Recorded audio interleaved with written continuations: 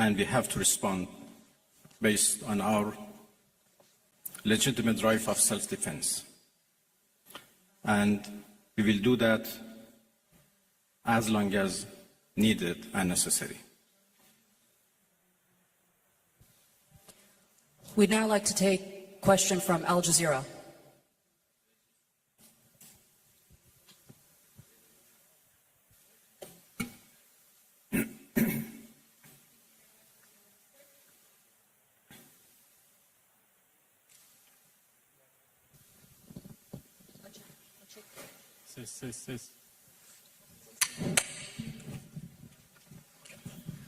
Thank you very much, Minister. So you say that you need to respond right now, but we know that Iranians are known for their talents in negotiations, in diplomacy and trade.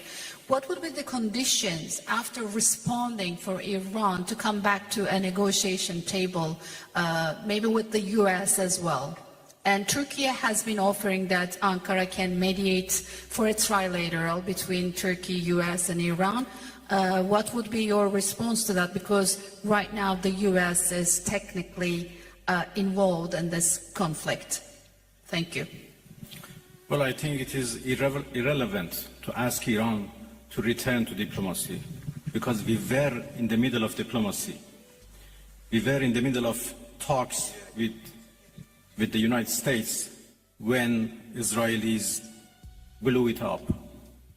And again, we were in the middle of talks and negotiation with Europeans, happened only 2 days ago in Geneva, when this time Americans decided to blow it up. So we were in diplomacy, but we were attacked militarily. So it was not Iran, but the US who betrayed diplomacy. They betrayed negotiations. When at the middle of negotiations with us, they gave green light to Israelis, if not instructed them to attack Iran's nuclear facilities. I think they have proved that they are not men of diplomacy, and they only understand the language of threat and force. And this is very unfortunate. The United States showed that they have no respect to United Nations Charter. They have no respect to international law. They have no respect to any international law regarding the body that you have 90 days after you start is going to be the best body you've ever had in your life. Trust. And the last one, and the most dangerous one, was happened only last night, when they crossed a very big red line by attacking nuclear facilities. Yay! I don't know how much room is left for diplomacy. We are now calculating the damages. And as I said, the damages are not only for our nuclear facilities, the damages are for the United Nations Charter. It was not only Iran's facilities which was bombed, it was also the United Nations Charter. It was also Non-Proliferation Regime and NPT, which was bombed last night by Americans. And it was the rule of law and international law which was bombed. So now we have to see how much room is left for diplomacy, and we will decide. I'd like to hand over to TRT World.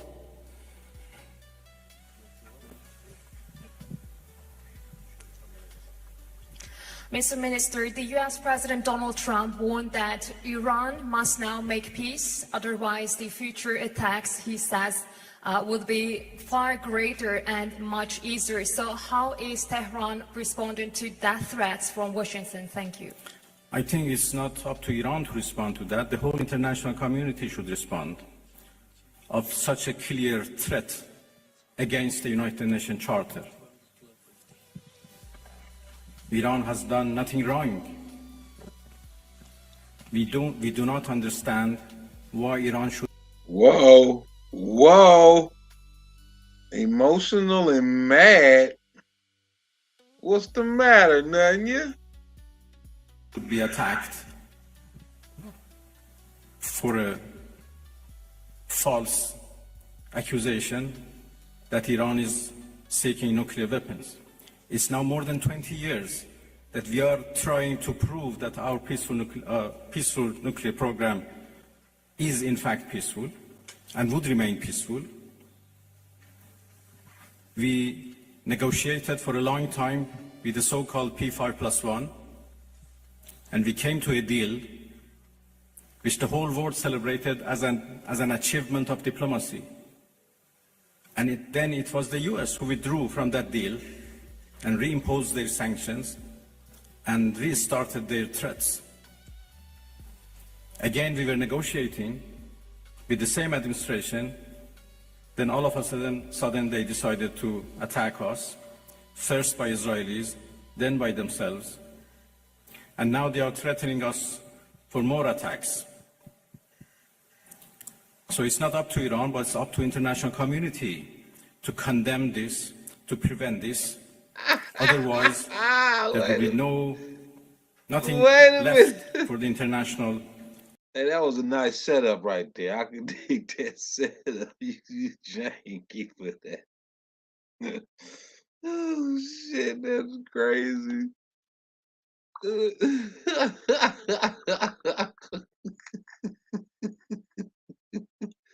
No, you ain't got no sense. Law against the Iranian people. They are united and in solidarity with the government, and we stand firm against any aggression. Next, CNN Türk.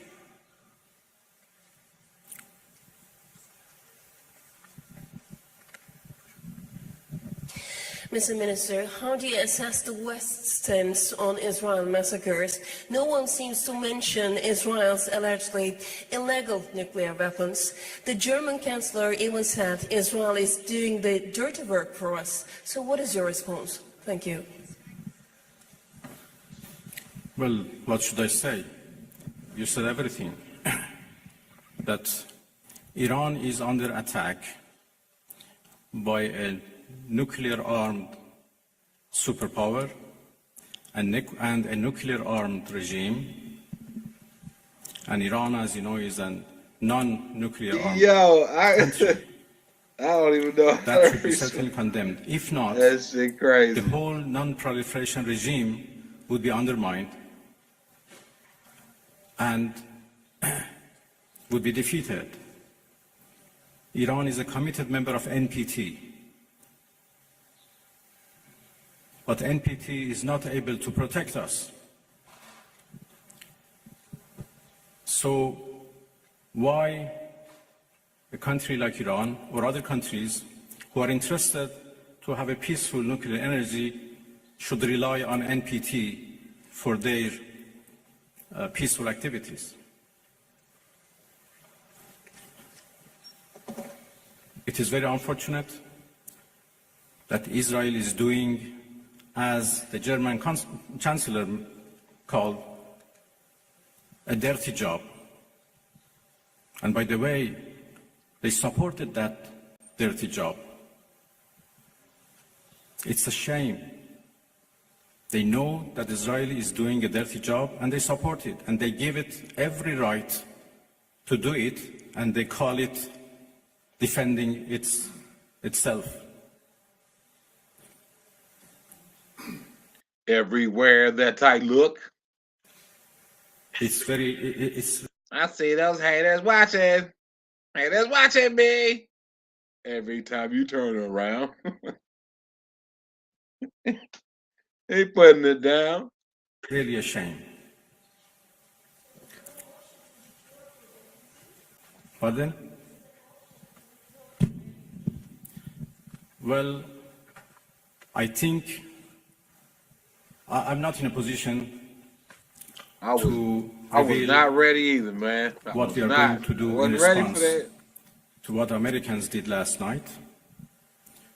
I just talked about the fact that NPT failed to protect Iran from and its peaceful nuclear program. And this is a serious challenge. Next, we'd like to take a question from IRIB.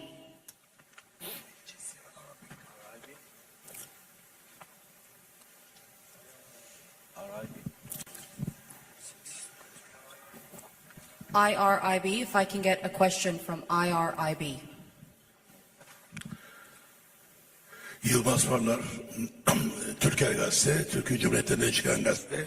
I'm from a Turkic Net Haber newspaper Ajans. and also Sayın representing Bakan, Net News Agency. Çin'in İran'a destek verdiği söyleniyor. It is indicated that Bu China konuda is Amerika supporting ve İsrail Iran. tarafından Hey, yo, look, is he going for the Donald Trump look or what? Look at this shit. That's a goddamn shame. Well, I'm going to Moscow this afternoon, and I have a meeting with President Putin tomorrow morning. Russia is a friend of Iran. He going to meet and Putin in the morning. we enjoy a strategic partnership, and we always consult with each other and coordinate our positions. Russia has been a part and the participants of JCPOA, so they have been always a party to nuclear negotiations. And even in the past 2-3 months that we were negotiating with the United States, we always briefed our Russian friends about the latest. Whether the end justified the means, every deed has a price. In times Hey, such y'all as not this, gonna let me skip the commercial? Folk feel Oh, abandoned. they're gonna move it up to the Then top. tomorrow. Ain't that some shit? And we continue to work with each other. Russia is also a permanent member of the Security Council, and we know that they were trying, together with China, to introduce a resolution to the Security Council for the cessation of hostilities.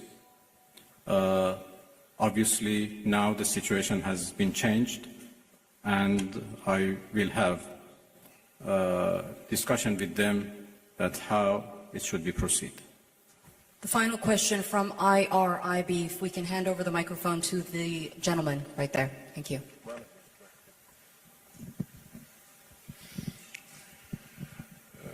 خسته نباشید آقای عراقچی.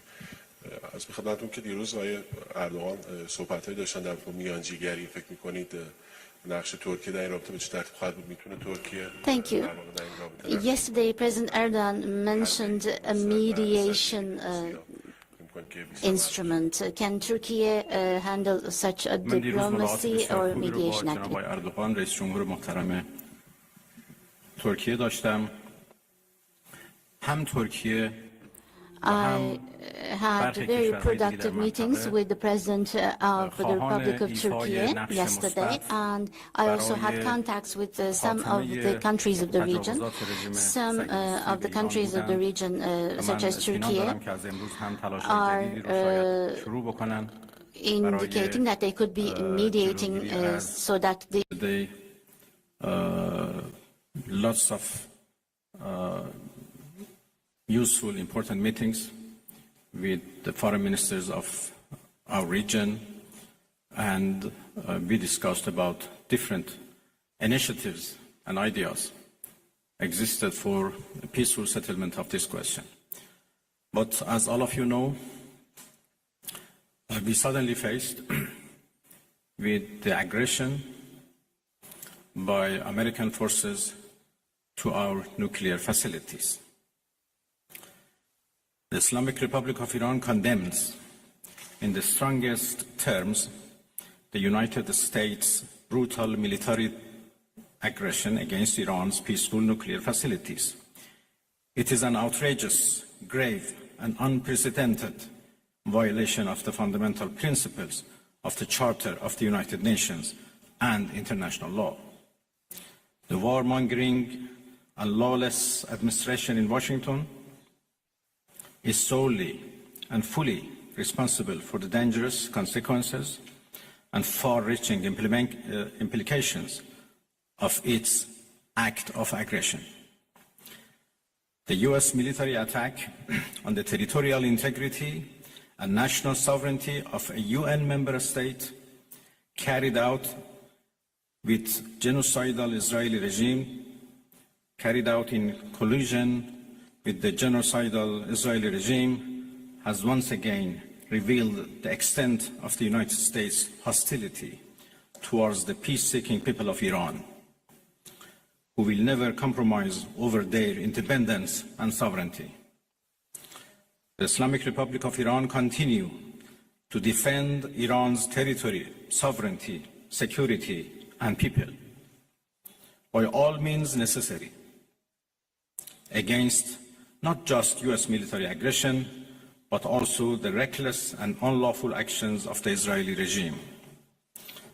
While President Trump was elected on a platform of putting an end to America's costly involvement of forever wars in our part of the world, he has betrayed not only Iran by abusing our commitment to diplomacy, but also deceived his own voters by submitting to the wishes of a wanted war criminal who has grown accustomed to exploiting the lives and wealth of American citizens to further the Israeli regime's objectives. The US act of aggression against Iran's peaceful nuclear facilities constitutes not only a flagrant breach of the UN Charter, especially the prohibition of the use of force under Article 2, Paragraph 4, and the obligation to respect the state's territorial integrity and sovereignty, but also a violation of UN Security Council Resolution 2231.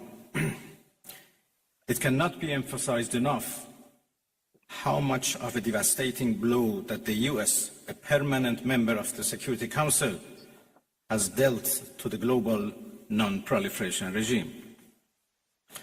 The Islamic Republic of Iran reminds the United Nations, the Security Council, the UN Secretary General, the International Atomic Energy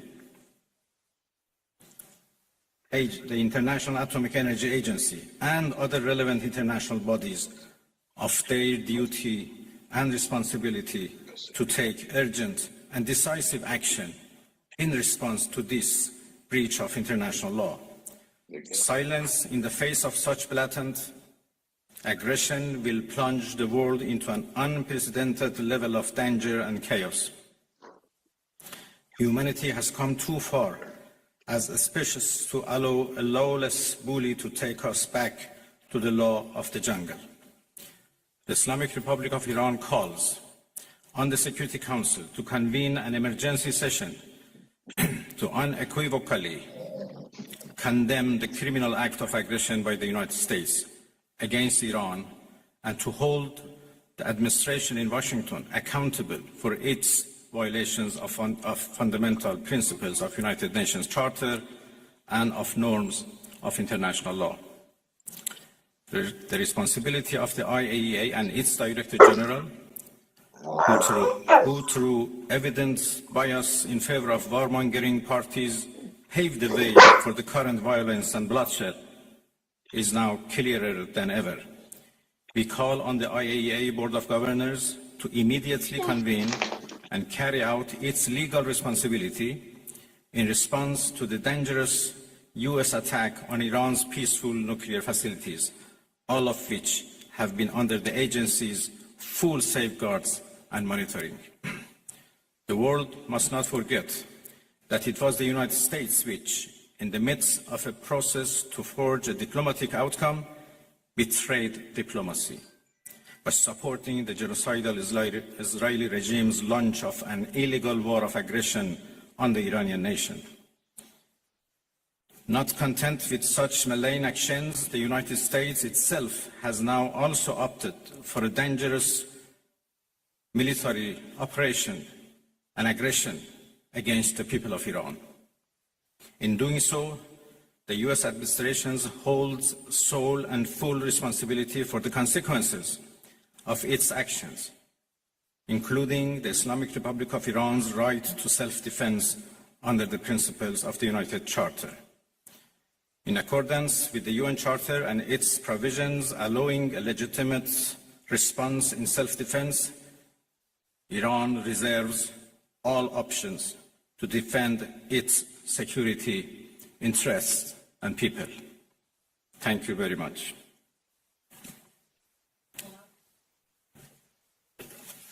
We will now be taking questions. We'd like to start with the Associated Press. Sound like you talking shit. Trying to get motherfuckers to intervene. What are you doing? What are you doing? Oh my. I'm looking for this China blows up his own ship. What shit is this we're talking about?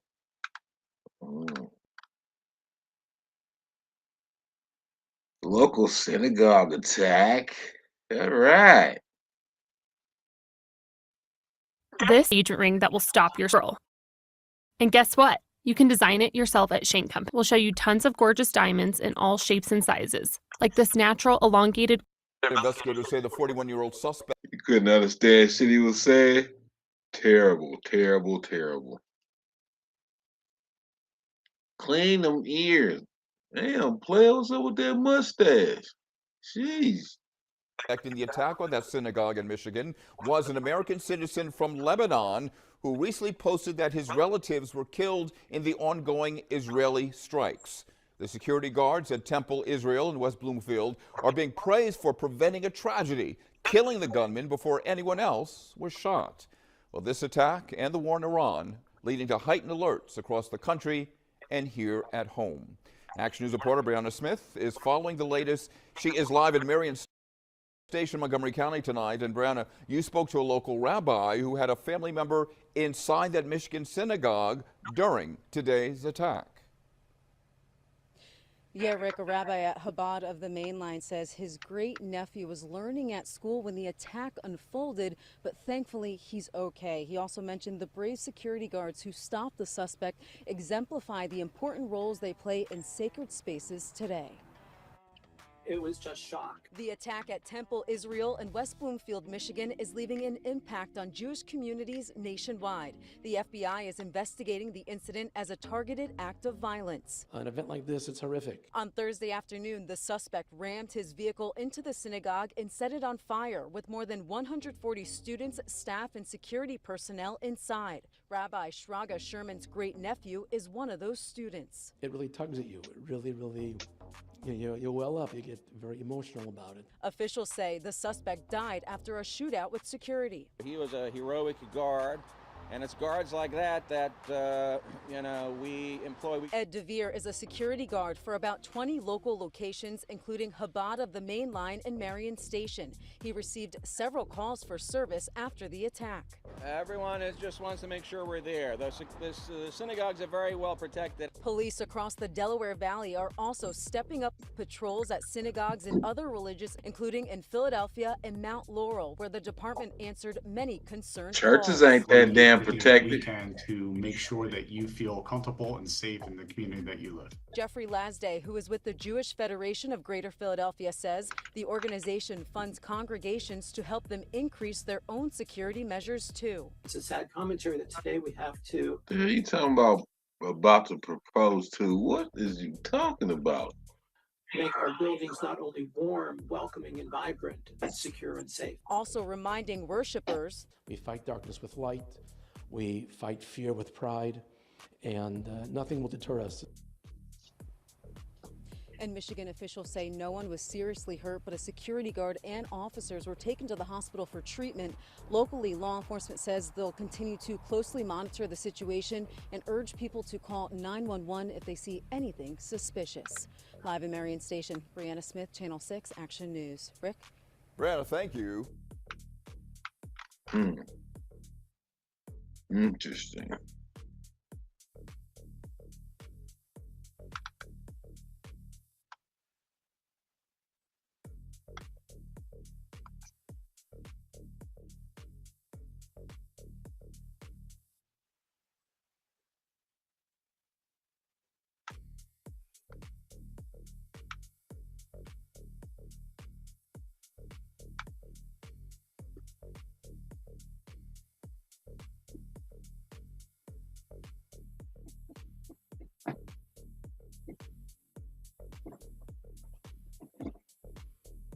Oh, was this the Dominion campus?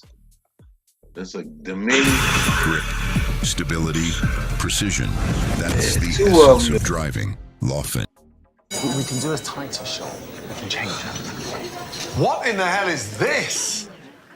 We saw people just running out of that building, and then someone came in the web and yelled that someone had a gun, and we just, instinct just kicked in that we need to run, shelter in place. This is very traumatic. I know a couple of my friends were right next to the building that it was happening in, and they were hiding in closets. Terror on the campus of Old Dominion University. One person dead, 2 others hurt after a shooting. The FBI calling this incident an act of terror. The gunman is also dead. Tonight, more reaction and details about what happened. Good evening, I'm Ashley Knight in for Tom Shad.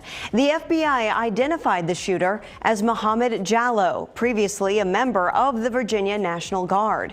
Agents say Jallow was previously convicted of providing material support to ISIL, now known as ISIS, and was released from federal custody in December of 2024. Tonight, we learned the man who lost his life in this attack is Brandon Shaw. That's according to a post from Voorhees University. Wait a minute. This motherfucker was a National Guardsman and he got arrested for supplying, or what? Joining ISIS? And he was still in the country and put his ass in jail and let him out. Oh boy. He could cosplaying a nigga too. University in South Carolina. Shaw is listed as a lieutenant at ODU. According to a post from Voorhees University, he is the son-in-law of an administrator there. We have a lot to get to tonight. We go live now to Markeisha Jackson at the Old Dominion University campus in Norfolk. Markeisha, what can you tell us? Ashley, reaction has been pouring in all day following this tragedy that took place on the campus of Old Dominion University. People just thinking of the students and staff caught in the middle of this act of terror. Responding on attack 3 for active shooter. Today was a tragic day for the campus of Old Dominion University. Just before 11 Thursday morning, the first calls went out alerting authorities of an active shooter on the campus of ODU, more specifically inside of Constant Hall. But I heard a faint pop, and then after that, about a minute later, I started hearing screaming. Then I started hearing people say, "Shooter, shooter." And I seen somebody laid on the ground getting treated. Students sharing their harrowing accounts of what happened. Authorities spent the day investigating, ultimately delivering the tragic news. The one thing that I will share with you is that one of the victims is deceased.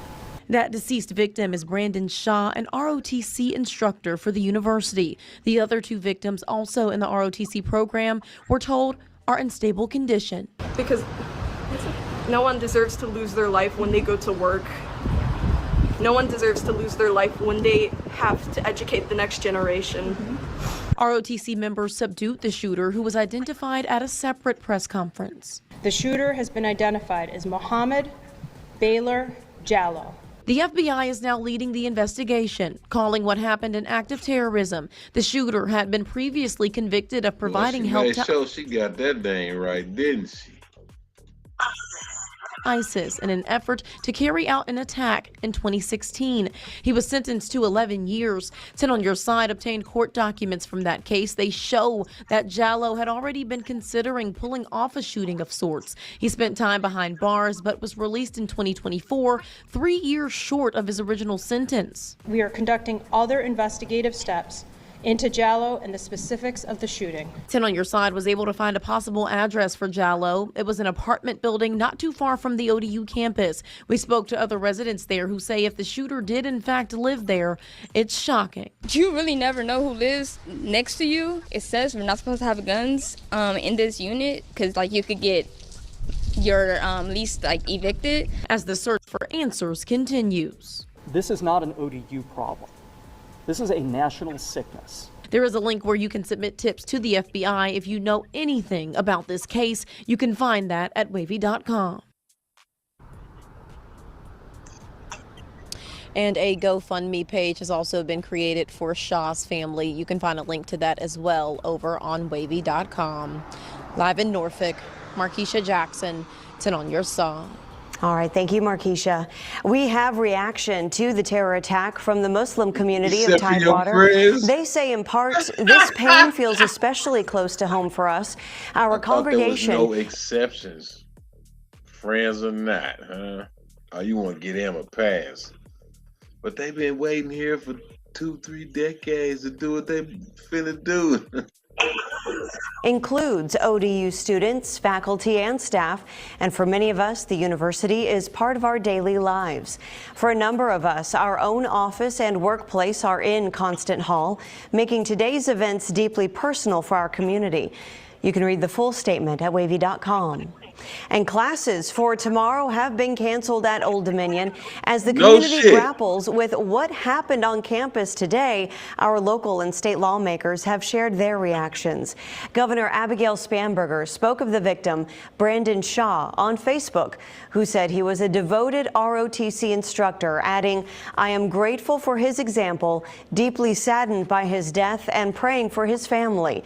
Amid this tragedy, I thank the brave students, first responders, and law enforcement officers who responded quickly to today's horrific attack.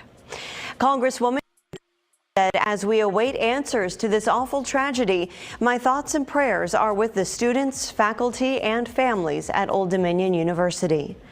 And Congressman Bobby Scott, who represents the 3rd District, says everyone should feel safe in their communities and students should feel safe on campus.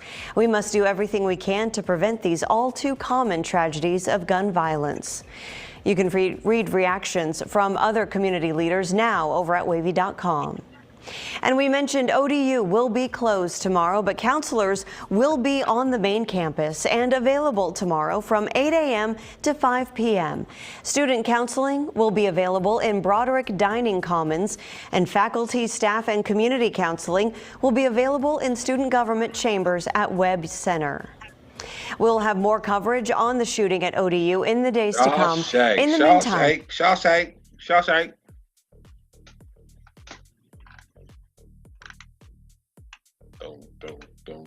Don't.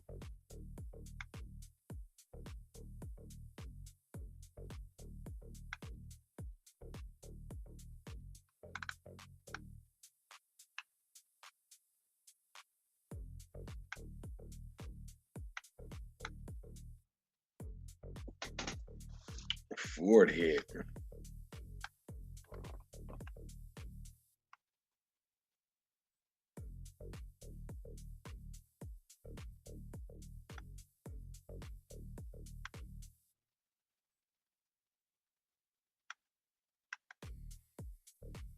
What's up with y'all? Huh? What y'all on? I was sleepy as hell earlier. I ain't even sleepy no more.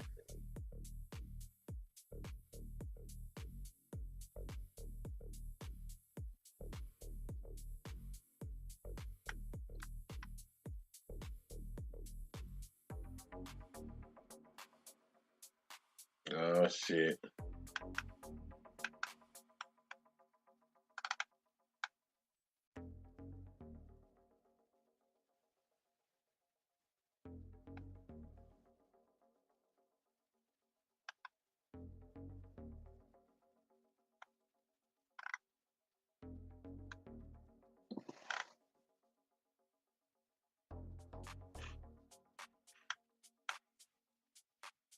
Don't.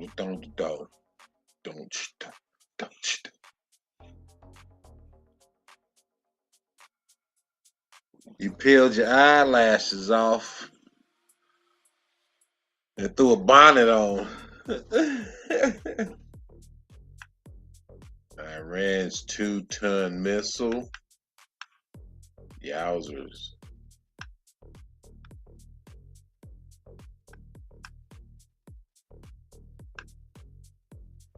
Teddy Banks, Harry Coochie, what the feezy?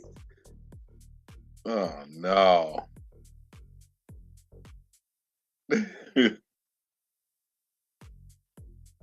Birth certificates, the system that erased old heritage. Oh yeah. Oh yeah. Saving money This might feels be a right. little interesting. Just like when things are packed tidy and tight. Get auto insurance. Let me start with something simple. Something so ordinary you've probably never stopped to question it. You have a birth certificate, your parents have one, your grandparents most likely. And for most of us, that document feels as natural as breathing. Proof that you exist, proof that you matter, proof that the world acknowledges you were born.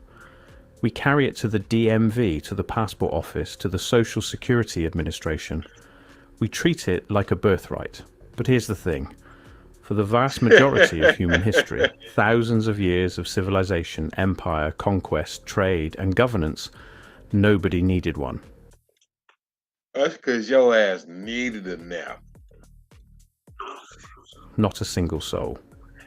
And then, within the span of roughly 2 decades at the turn of the 20th century, nearly every industrialized nation on Earth decided that they did. All of them. Simultaneously. As if following instructions they didn't fully understand. That's where I had to start asking questions. Let's go back. Not to some primitive, chaotic world, but to a world that functioned remarkably well in many respects, without state-issued identity documents for individual citizens.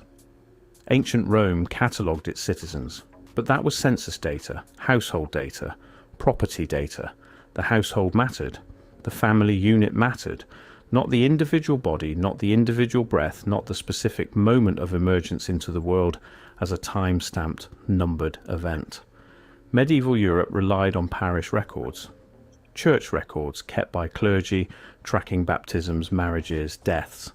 But these weren't government instruments. They were ecclesiastical ones. The church knew you existed. The state largely trusted the church's accounting. And critically, you didn't carry them. You weren't required to produce them to function in society. This raises a simple but critical question. If enormous civilizations, the Roman Empire, the Byzantine Empire, the British Empire at its height, millions of people without issuing each one a numbered identity document at birth, what changed? What exactly did the state suddenly need to know that it hadn't needed to know before? The deeper I went into this question, the more the standard answers started to feel incomplete. We're told it was about public health, tracking infant mortality, understanding disease patterns, improving maternal care, and yes, those things happened, those things are real, but they don't explain the scope of what was built. They don't explain the infrastructure that followed. They don't explain why a document created ostensibly for health statistics became the foundational credential of legal personhood in the modern world. That's where the official explanation begins to collapse. In the United States, the federal push for standardized birth registration began in earnest around 1902, Oh, it's only 10:15. when the Census Bureau established a birth registration area, a voluntary system where states that could demonstrate a 90% registration rate would be recognized as compliant. What? By 1915, 10 states and the District of Columbia were in the area. By 1933, just 31 years later, every single state in the Union had joined. 31 years. For the entire country to restructure how it accounted for every human being born within its borders. Now, consider what else was happening in those 31 years. The Federal Reserve was created in 1913. The federal income tax, through the 16th Amendment, also 1913. Social Security would arrive in 1935, requiring, of course, a verifiable record of birth. The draft registration of World War I, 1917, required documentation of age and citizenship. And somewhere in the middle of all of this, the birth certificate quietly became the master key. The root document, the thing from which all other legal identity would grow. Not coincidence, not accident, not the natural evolution of a caring society. The pattern repeats with unsettling precision. And here's the strangest part. It wasn't just America. Britain's General Register Office, established in 1837, began mandatory civil registration of births. But it took until the early 20th century for enforcement mechanisms to give those records real legal teeth. France, Germany, Australia, Canada. Damn, so you turned 184, now you need heating pads and shit, huh? Damn. All of them moving within the same compressed historical window toward the same system. Different nations, different governments, different languages, but the same architecture, as if they were all reading from the same blueprint. Here is where I need to introduce a concept that most people find either fascinating or deeply unsettling, depending on their disposition. In legal You gotta remember, African years is different from American years. theory, there is a distinction, a critical, foundational distinction, between a person and a human being. Now, those words sound like synonyms. In ordinary language, they are. But in the architecture of law, they are not the same thing. A human being is a biological fact. Run that child You are somewhere. born, you breathe, you exist. That's not You a know legal what no determination. means? That's simply what happens. A person in the I legal... want you to say it with me. No. N-O. Come on, say it with me. No. It's a wonderful word. No. That's how you say it. No. No. Right? All right. sense is an entity recognized by the state as having rights, responsibilities, and, crucially, obligations. Corporations are legal persons, municipalities are legal persons. The word comes from the Latin persona, the mask worn by actors in Roman theatre, the face presented to the public, the role played within the system. And what the birth certificate appears to do, what the deeper I looked, the more it seemed designed to do, is create that legal person. At the moment of registration, a record is generated, an entry in a ledger, a numbered document. And that document doesn't just describe you. In the eyes of the state, it may, in some functional sense, constitute you. Autobots, roll out. At least the version of you the government is authorized to interact with. We all do it. You see a line and wonder, should I join We all it? do Even crazier is that folks stick with insurance that keeps them waiting around to file a claim. This is a simple but critical question. Too, before the registration systems, before the numbered certificates, what was the relationship between the individual and the state? And was it different in a meaningful way? Let me walk you through what a birth certificate actually makes possible, not what we're told it makes possible. A sense of identity, a connection to heritage, a record of our origins. No, what it structurally enables. It enables taxation. Not just in the crude sense of the government knows you exist, but in the precise administered sense of assigning you a taxpayer identification. In the United States, the Social Security number, NACA, issued at birth now, practically from the hospital, flows directly from birth registration. That number is how the Internal Revenue Service knows to come looking for you. Not for your father's household, not for your family's property, for you. The individual unit, it enables conscription. And when the American government needed to draft millions of men into the First World War and then again into the Second, it needed verifiable records of age. Birth certificates made that possible at scale. You could not previously have managed that kind of mass mobilization with parish records scattered across private church archives in a dozen languages. It enables benefit administration, Social Security, Medicare, welfare systems, public education enrollment. Every single one of these systems is built on the foundation of the birth certificate initiating document. Before you can receive anything from the state, you must first be legible to the state. And what that mean? Oh Lord, here we go. Registration. It What enables, exactly mean? not in some lurid surveillance state sense necessarily, though that question is worth sitting with, but in the simple Peter. Why, oh why did I accept that one? Mommy! What? What? In my jacket. Look at my outfit. Come on. Okay. We're not going to. Okay, stay here. I'll just go with her. Come downstairs. I'm coming. I love you. I love you too. You smell like my middle school. Oh, thanks. Are you on the live? Oh shoot! Yeah, get away from me. Move, so I can mute it.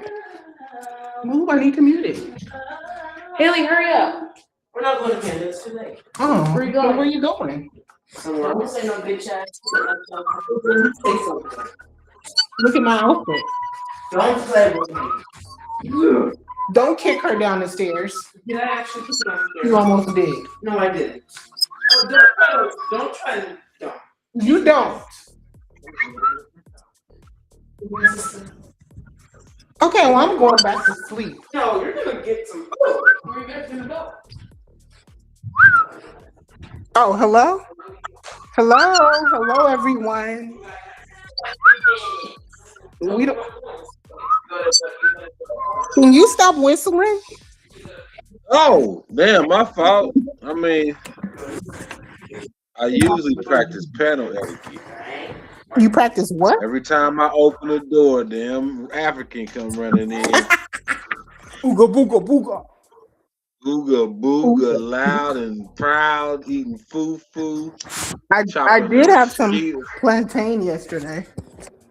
Flipping skeeter burgers. Oh, you had bananas and rice, you Somalian now. Is that's still African? So yeah.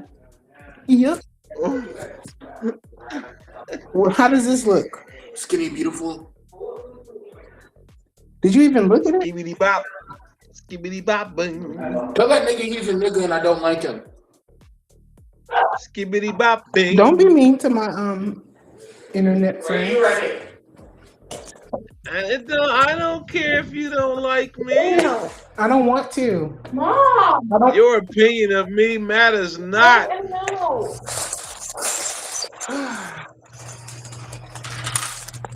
Okay, let's go. Where are we going? I don't know, wherever you want to go. I don't want to go anywhere. So it's wherever you want to go. Wait a minute. Got you out of bed talking about take me somewhere. Now you ain't got nowhere to go. They changed their minds. I'm confused. They changed their minds. They wanted to go somewhere. No. Oh, I know where you can go. No, Eureka. Eureka. Eureka. You know where you can go to bed. I was already asleep. Get off the live.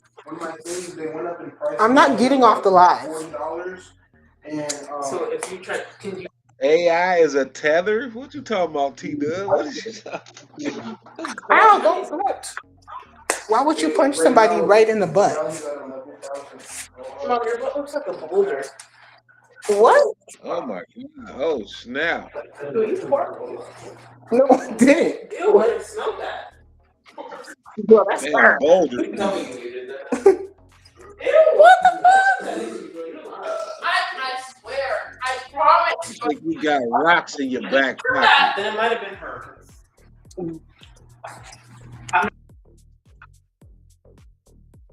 On my live, stop. All right. They in there farting. You in there farting and shit? No, I Oh didn't. man.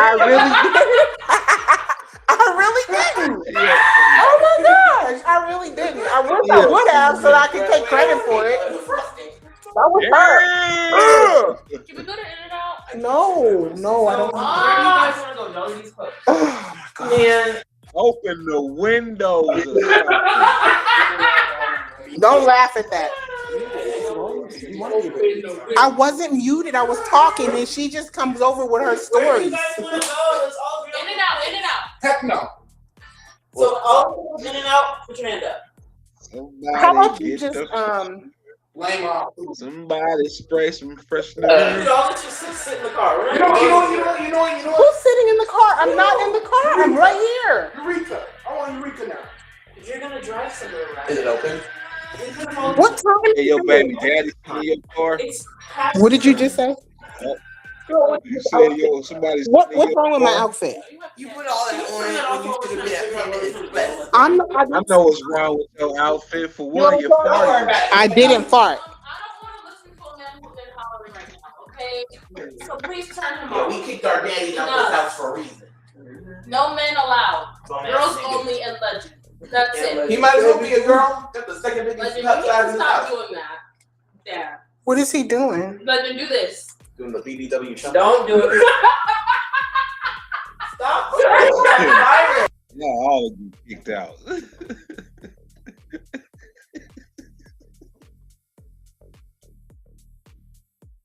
Okay, you can get back onto the program. They just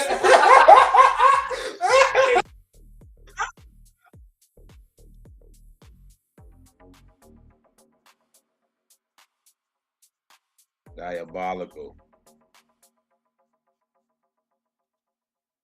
these burgers. Damn, I ain't got no sound. What'd you say?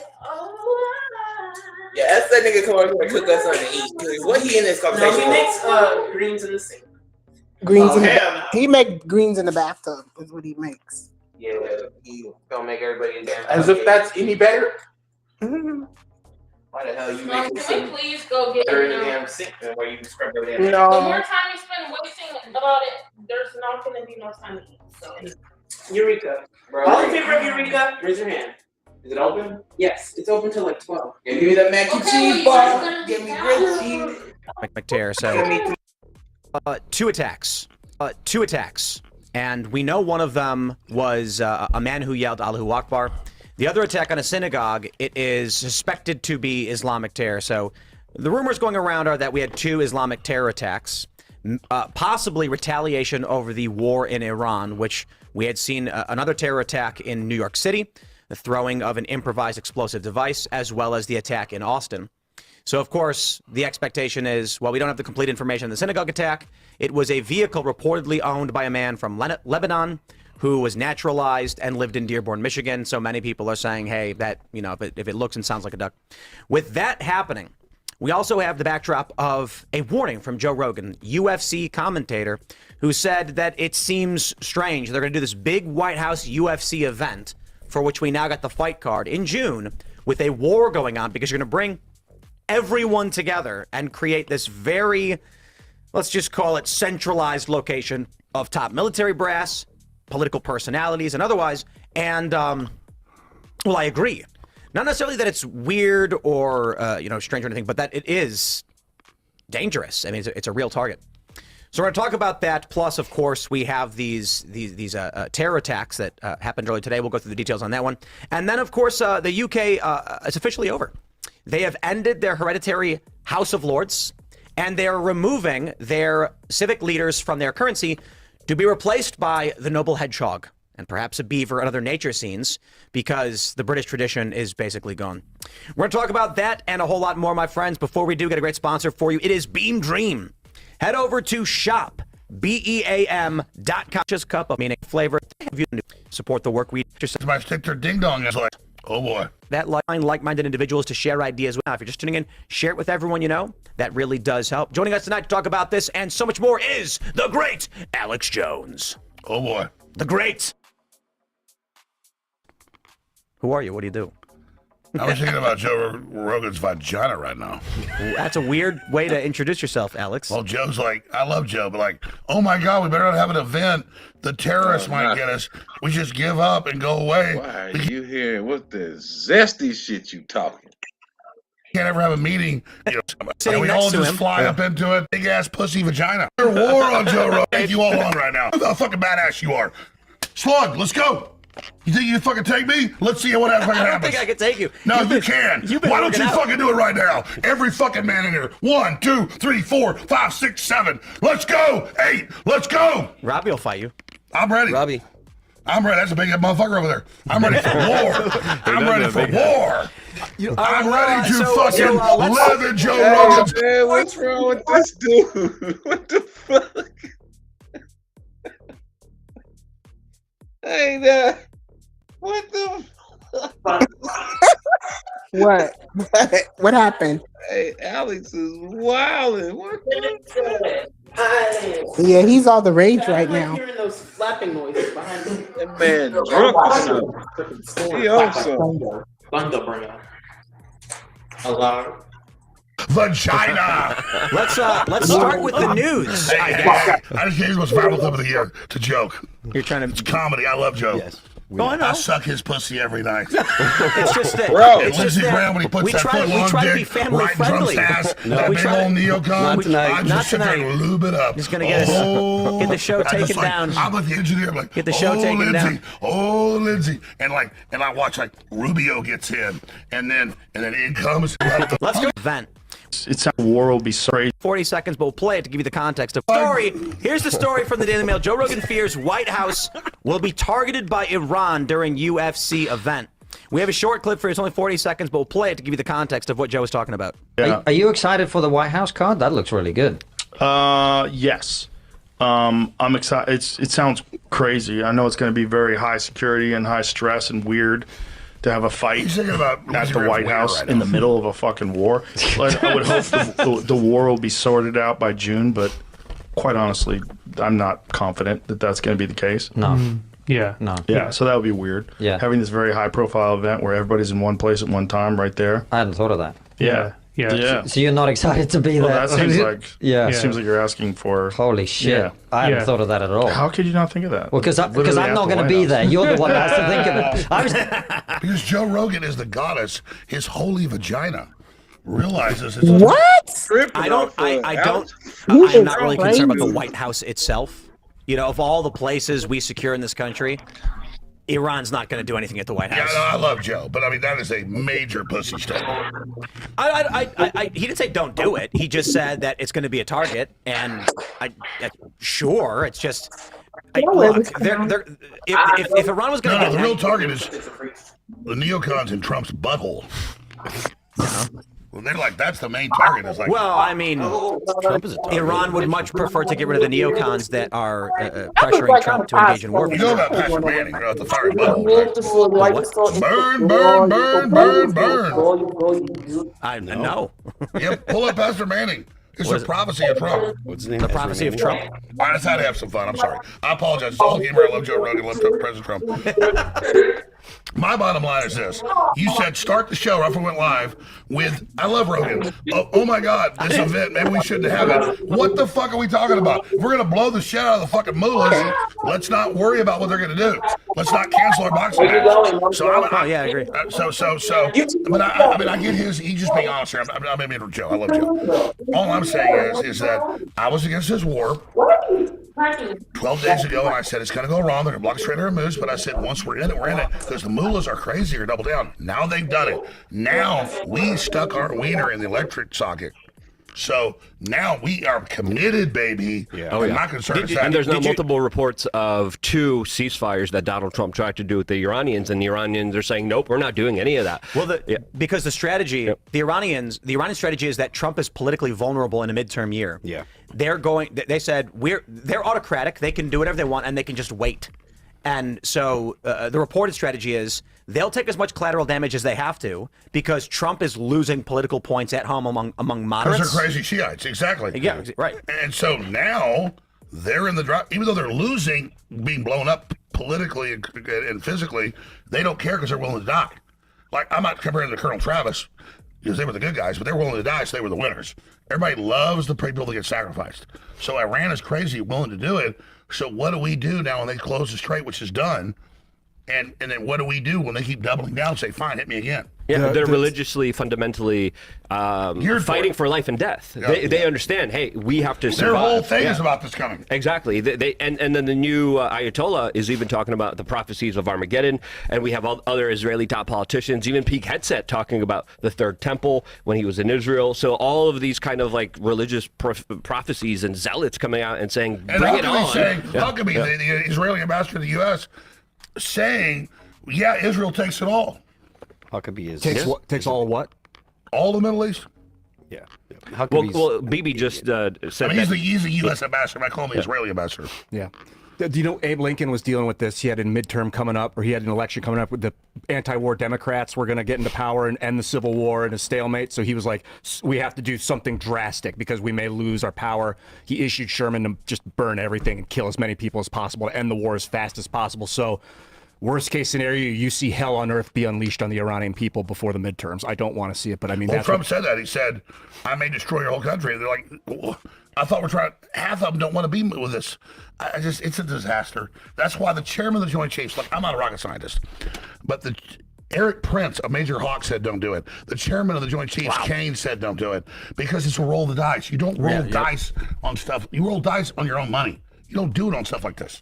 Well, you heard what Rubio said about why we got involved. Israel was going to make an attack on Iran. We knew that there would be a retaliation targeting the United States. So Rubio says we don't want to take a defensive posture, so we decided to go in with them. And which they had testimony in Congress 2 days ago confirming that. Yeah. So Israel made us do this. I don't. You know me. I'm not the guy with a hard on for Israel, but Israel should not be calling our shots. Agreed. And I think Trump should have been like, "Good luck." Yeah, because if they'd responded and attacked us, then we could have been like, hey, we have no choice now. Exactly. But this makes us look like an aggressor. Exactly. We should have taken the attack, then we'd be the victims. Then blow the shit out of them. It's not, you know, and there's the challenge, right? Because that's, and you know this better than anybody, but the Project for a New American Century, when they, who was it who said that? April 2020, we need a Pearl Harbor event to launch the American Empire. And then there was the quote that I think it might have been Rumsfeld saying, sometimes we Go back and listen to these dudes talk about shit, because it's very telling. Very, very telling. a terror attack to remind people of what we're protecting them from. He said we need 3,000 dead. Yeah. Which is crazy, which is Pearl Harbor, which they had on 9/11. Yeah. And that's the challenge. I mean, if we did nothing and Iran attacked us, then we'd go in. And what Rubio said was then we'd be in hearings talking about how we knew it was going to happen and we didn't do anything to prevent it. Well, I'll be honest. If there was a magic red button to send the Muslims to Mars, I'd hit it. But every time we do this, they just put the head of Al-Qaeda, before Trump got in charge of Syria. If there was a magic button to send somebody to Mars, I'd send your ass right there with them. Hey, Jay. Israel created Hamas. So here's the deal. If we were actually fixing it, I'd be for it. Islam's cancer. But we don't fix it. We put worse Muslims in. And we finance and we train them and we give them arms and we give them weapons and we give them the training and then it bites us in the butt. And it's like, what did we think was going to happen here? Israel even came out today and they're saying that this regime is unlikely to fall. Obviously, everyone knew this was going to happen. The war games were there too. They gave the report way before. Yep. And I was called a Qatari agent for reading the report that admitted this. Yeah. I have got no money from Qatar. I'm waiting for the money right now. There's also rumors that the son of the Ayatollah is already dead. Yeah. I think he's in a coma at least. Because the Israelis have not lied about who they've killed. But the rumors in Israel is that he's dead. Well, and there's reporting. one thing Israel tells the truth about is who they killed. They said we killed the Ayatollah a week and a half ago. It was true. And they said well, this guy's in a coma. I believe it. So it's Israel saying he's in a coma. Yeah. Well, yeah. All right. Well, there was rumors last week. We had talked about it that he got wounded. He's fine. Then they said they amputated his leg. He didn't show up for his own coronation ceremony or whatever. Now they're saying he's in a coma. I would not be surprised if in 2 or 3 days they're like, yeah, he's dead. And the reason I think he probably is dead. I don't know for sure, but I think they do have good reason strategically. Well, they dropped 30,000-pound bombs on you. Right. But the Iranian government's not going to want to admit that the United States has repeatedly just killed all of its leaders, its new leader, and wiped out their government. That and the people might actually revolt and the chain of command breaks down. So they're going to say, no, he's alive. Here's his statement to keep the confidence going that they exist to try and outlast Trump because Trump's politically vulnerable right now. But I think it'll be concluded in a few weeks if Trump really does escalate bombing campaigns. And that doesn't mean we win. It doesn't mean the government is over. What I'm saying is we may stop striking, they may stop striking, but nothing may be resolved. No, I mean, I agree with that. I mean, here's the deal. I want an exit strategy here. And I would love to get rid of the Mullahs. I said when it started 12 days ago, I said, it started, I think it's not going to work. I hope they fail. I hope they fall right now. But it didn't happen. I'm not a rocket scientist. The chairman of the Joint Chiefs and all the other reports told him it probably wouldn't work. Yeah. And my listeners are like, you're a Qatari agent. No, like the Pentagon said, don't do it. Because it's a roll of the dice. It didn't work. What's up with all this, like, the Israel stuff?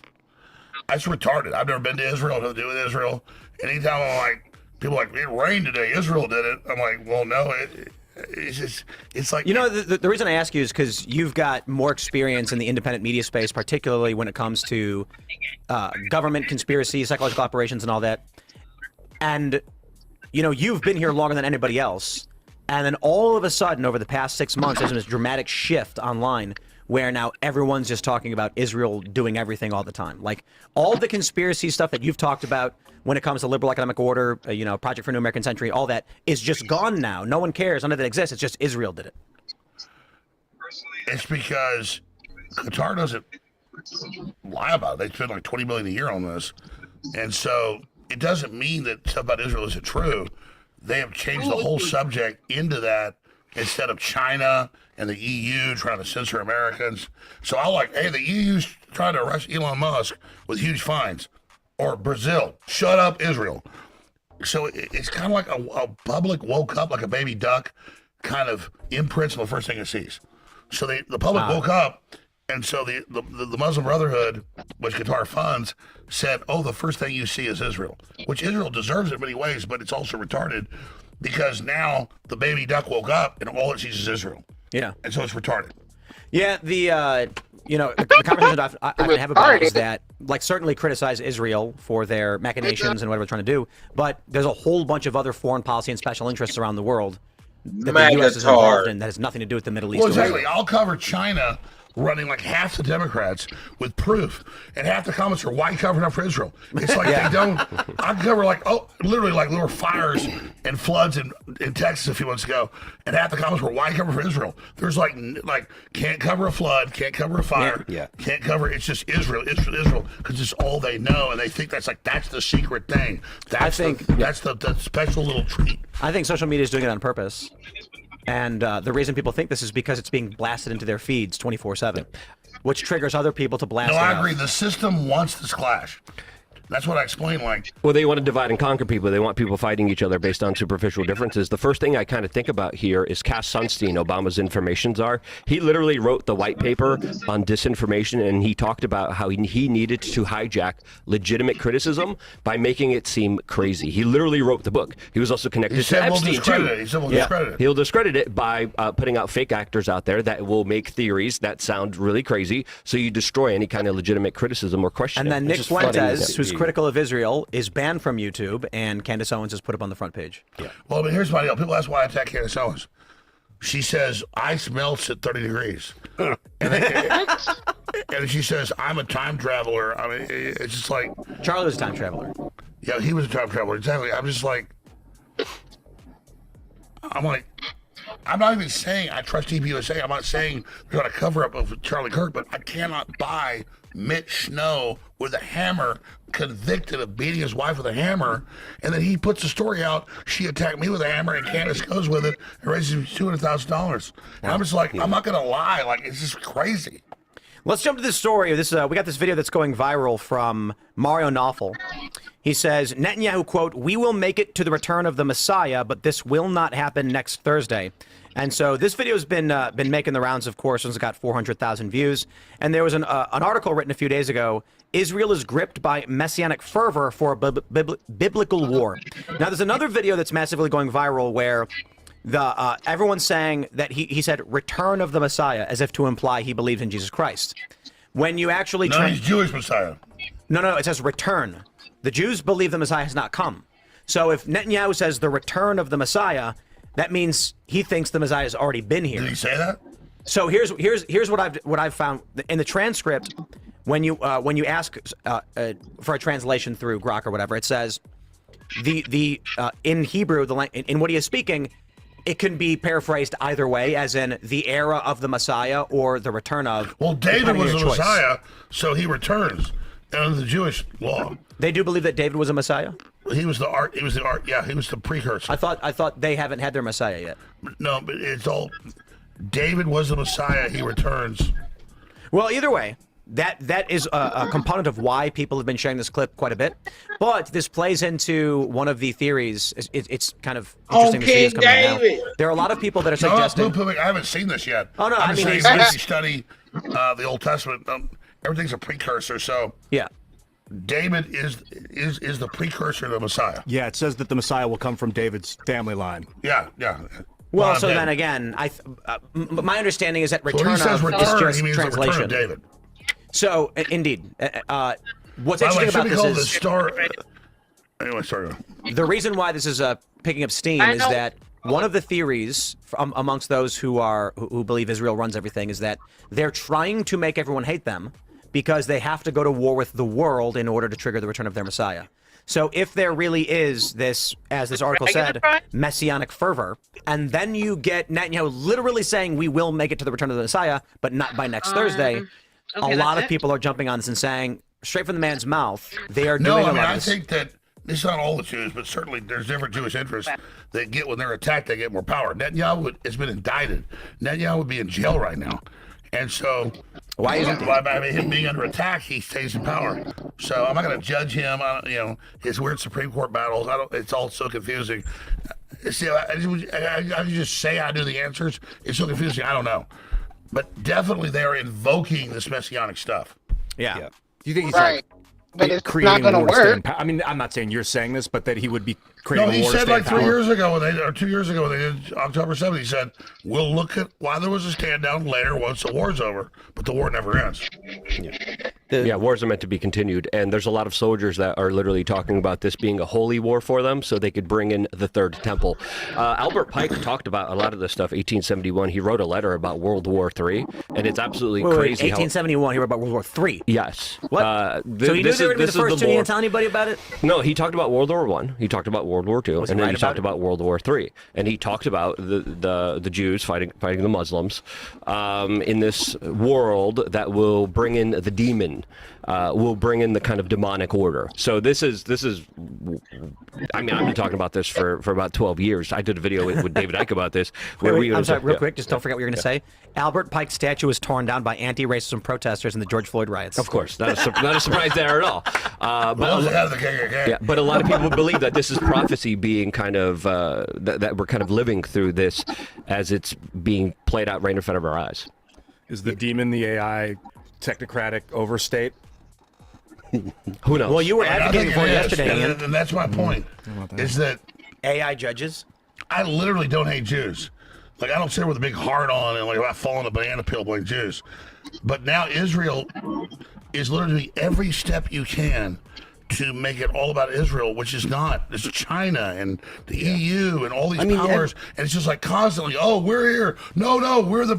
It's like I'm smart enough to go like, what's going on here? Like every what are you country doing? has their own interests, and people that think that everything is about Israel they're totally overlooking the fact that every country has their own interests. They have their own agency, and they have their own plans. There are times where like the U.S. interests and Israel's overlap, but it doesn't mean that Israel's in control of everything. But to that point, I agree. I understand what you're saying, Alex, that they are trying to take the spotlight in all of these affairs.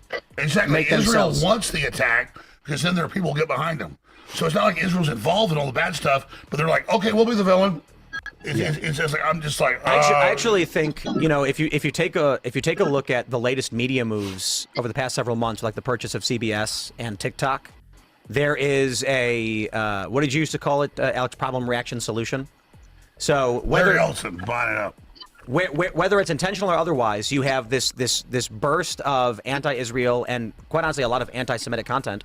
Then this triggers prominent, wealthy millionaires and billionaires, Jewish and otherwise, to buy up these platforms to ban that content.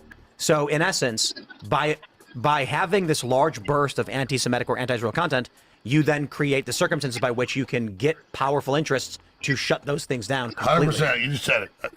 And I don't know what the end game is. I'm just like, I'm against Israel trying to start a nuclear war, but I'm also not against Israel. I'm just like, man, I'm done. Like, I'm like, this is above my I'm fairly pay grade. ambivalent. Foreign affairs is foreign affairs to me. It's crazy to me that there are people hyper for and against. No, I understand why people would be for it, especially if you're Jewish and you're Israeli. But the fact that there are so many people in the United States who are for and against it who are neither, that's strange to me. Yeah. I'm like, we can talk about China but you all now day. see how Iran, because they're willing to kill their own people. 2 days ago, I said Iran is belligerent. They're in bold. And I was like, oh, you're a Qatari agent. I ain't got the check yet. My point was they don't care. They're willing to die. So I'm saying, like, what do you do when you're faced with this? Yeah. Like, this is cuckoo town.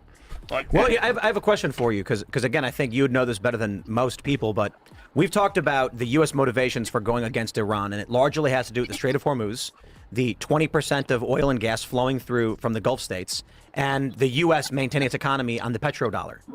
So my position, my view of this is the U.S. looks at Iran as a disruptor of international oil trade, for which we tell our customers, you use dollars to buy oil, we'll police the seas. Iran tells us to shove off, funds militias, Houthi rebels, they bomb cargo ships. So the U.S. says this has to stop. I'm curious if you agree, or how do you see it? No, Like, that's it. I mean, that's it. And my point is, the chairman of the Joint Chiefs told Trump, they've got a whole army right there. Even if we blow them up, they can block the strait. And that's 25% of the oil. So it creates a crisis. Trump's like, well, we'll fix it in a year. Yeah, a year. Trump's whole plan to fix inflation is based on cheap energy. So this messes him up. So he's not thinking. That's why he's suddenly like, oh, God, end the war. Oh, God, yeah. Which I agree with. Like, yeah, dude, this ain't like just blow some stuff out. You turn that off? So again, I actually wish the Muslims would all go away. I want Israel to be free. I'm not even. My sick thing is, I get nothing by being nice to Israel. I'm not. I've never been to Israel. I'm not in Israel's team. But I don't want to blow up the Jews. I don't want to blow up Israel. I'm just like, stop using us. Stop talking in these about wars to expand your power. And then Israel's like, oh, Greater Israel. We're gonna. I saw these clips like we're gonna take over the whole Middle East. And I'm just like, with us paying for it. So I'm like, you're making me come out against you. Stop it. That's where I'm at with Israel. It's like, stop. It's crazy. Well, the problem is, if we want to maintain the petrodollar, which puffs up our economy, we have to force everybody in line, and this is why you get these regime change wars. It's why. I agree, but we already have that all in line. Israel, well, not with Iran, has already defeated all its enemies. like when they were attacking the last few years, I'm like, great. Israel defeated, the Lebanon, the Hamas, in Gaza. Great. That just adds to megalomania. So, see, they've already beat all their enemies. Do you see the Israeli former prime minister said, well, when we're done with Iran, Turkey's next. Turkey has the biggest military in Europe. Israel's now saying, we're ready, Turkey. Turkey's also a member of NATO, which, I mean, I personally, I'm not a fan of Turkey being in NATO, but, like, if Israel I'm not a fan of Turkey either, but, like, now Israel wants us to... I'm actually a big fan of That Turkey. ain't happening. They got great baklava. They got these things called Islak burgers. They're lamb burgers that you dip in like an oily tomato sauce. I'll never forgive the them for Turkish giving it- government. We can complain about all But day. what never Alex is I'll saying never is forgive him true. for giving us You on saw this on Piker. Fox News, and you saw Rupert Murdoch actually through all the kind of news organizations push. We have to go to Turkey. Turkey's a threat. Turkey's not agreeing. Turkey's not playing ball. The Bosphorus is extremely important. Yeah, so they already have a new enemy. It's like Exactly, The U.S. it's has to get out of NATO It's for like, that, now we're going to fight the biggest army in Europe. But guys, think of all the Turkish delight we'd get.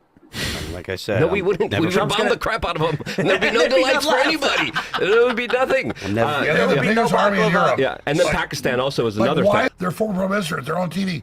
Turkey, you're next. It's like, because he's like, fine, Israel. I'm not against Israel, but if you want to kill yourself, go fight this dude. But it's like Mike Tyson. Like, I'm like an 80-pound dude. Like Mike Tyson, I'm gonna kick your ass. Turkey has this giant military, and Israel knows we're gonna back them. No, so, no way, dude, no way, not. Not against a NATO member.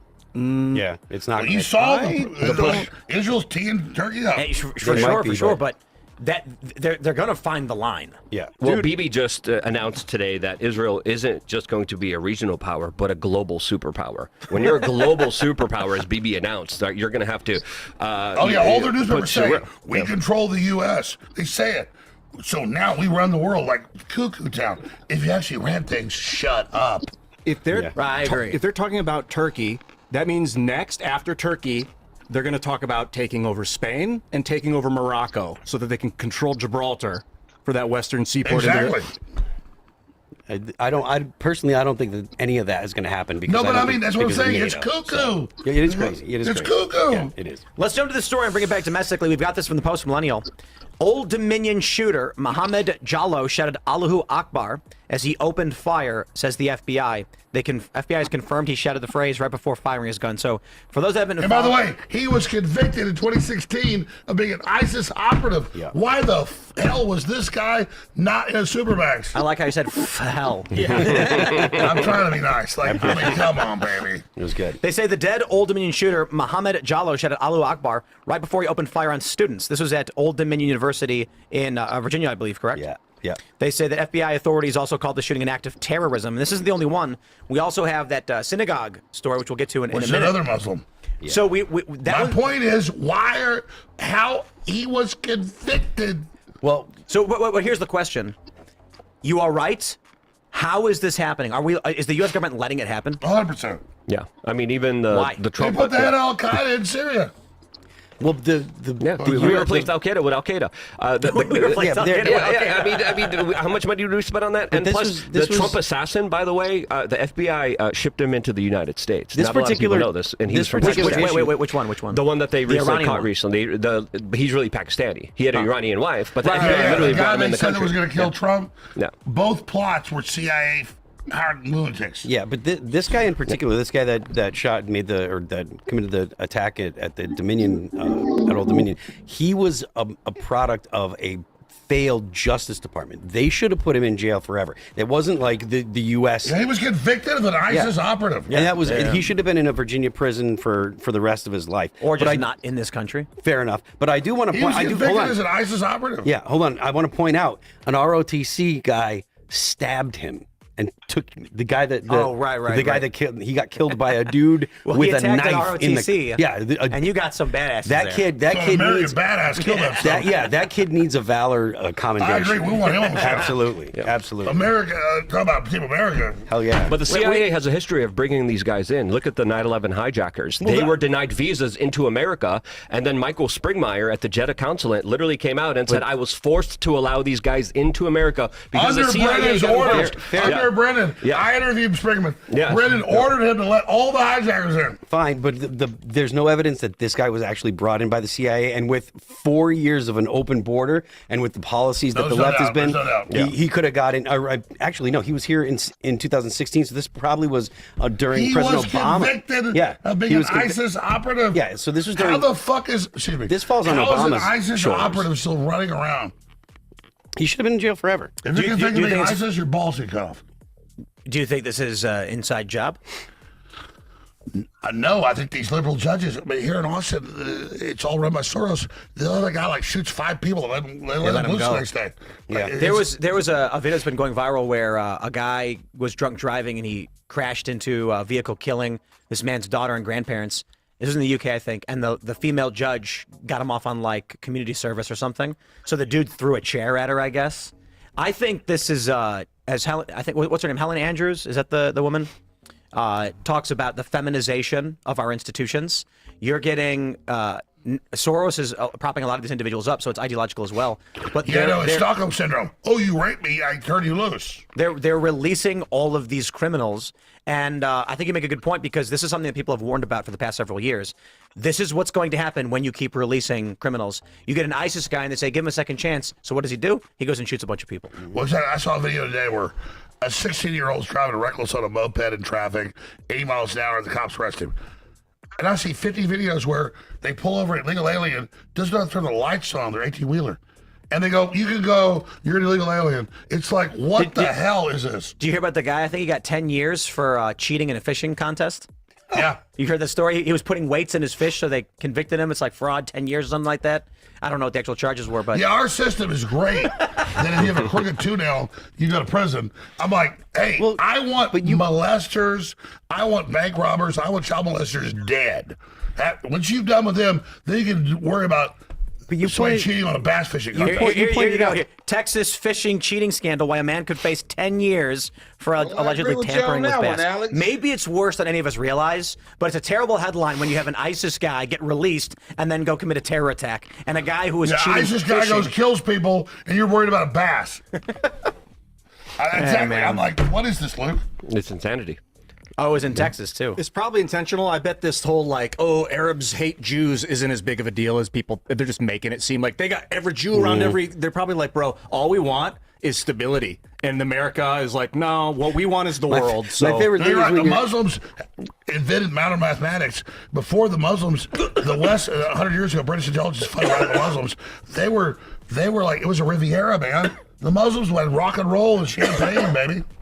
There was a really funny post where some liberal guy said that Zohran Mamdani has started teaching children Arabic numerals in schools, and then a bunch of conservatives got really angry, saying like, this is disgusting, I can't believe it's come to this, why are they doing this? Because they don't know that Arabic numerals are literally the numbers that we use. They're just literally numbers. Yeah, It's just people looking for rage bait with that when it comes to that kind of stuff. No, let me tell you. The Middle East had high IQ, so they're inbreeding.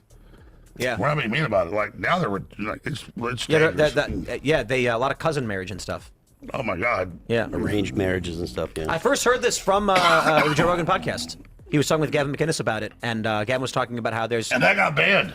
They deleted that episode. it. Yeah. But I looked it up. I'm like, this is the weirdest thing about that era in the 2010s is that information that was readily available on government websites would get you banned off social media. Like, I can't remember who posted FBI crime stats. You post FBI crime stats. Tommy Robinson did it. Twitter banned him. They like Well, gave him a that's the strike. thing. Is Trump isn't perfect, and I bitch about him all day. But we should bitch about Democrats way more because we have to remember where we were. About what are they going to do when they get back in power? Oh, well, Luke made a really good point about what's going on. Do you want to make that point about the trap? Yeah, no, I believe the little bit of free speech that we have is essentially the cheese on the rat trap that all of us are now engaging in, and it's going to close behind us. As of course, a lot of people are using it to its fullest potential, but I see it as a trap. That's what it feels like to me. That's what my instincts feel like because I saw how the internet was all the way in 2006. Yep. I saw the trap. I talked about the trap all the way in 2008. I said we're going to lose our free speech. We lost our No, free I agree. speech. That's we the got new censored. debate. Yep. We are taking Trump for granted with those problems. What is going to happen when the Democrats get back in? We should be talking about, we're free now. Oh, I'm so bad on YouTube. But the point is, imagine when they get back and take a piss. We'll be back. Yes. When they so, get back. So Luke made an interesting point, and the way I described it was, the door's been open and everyone rushes through and all starts clamoring in a conversation. Then when the Democrats win back power in the midterms, start filing investigations and subpoenas, start putting pressure on these big tech companies, the big tech companies are going to say, close the doors again. Well, guess what? We're all standing outside now. But what other option do we have? They're going to cut off the space. And how does that really manifest? They're going to say, guys, we are banning any instance of A, B, C, and D. Then they're going to go to your channel and they're going to say, you have 300 videos that break the rules.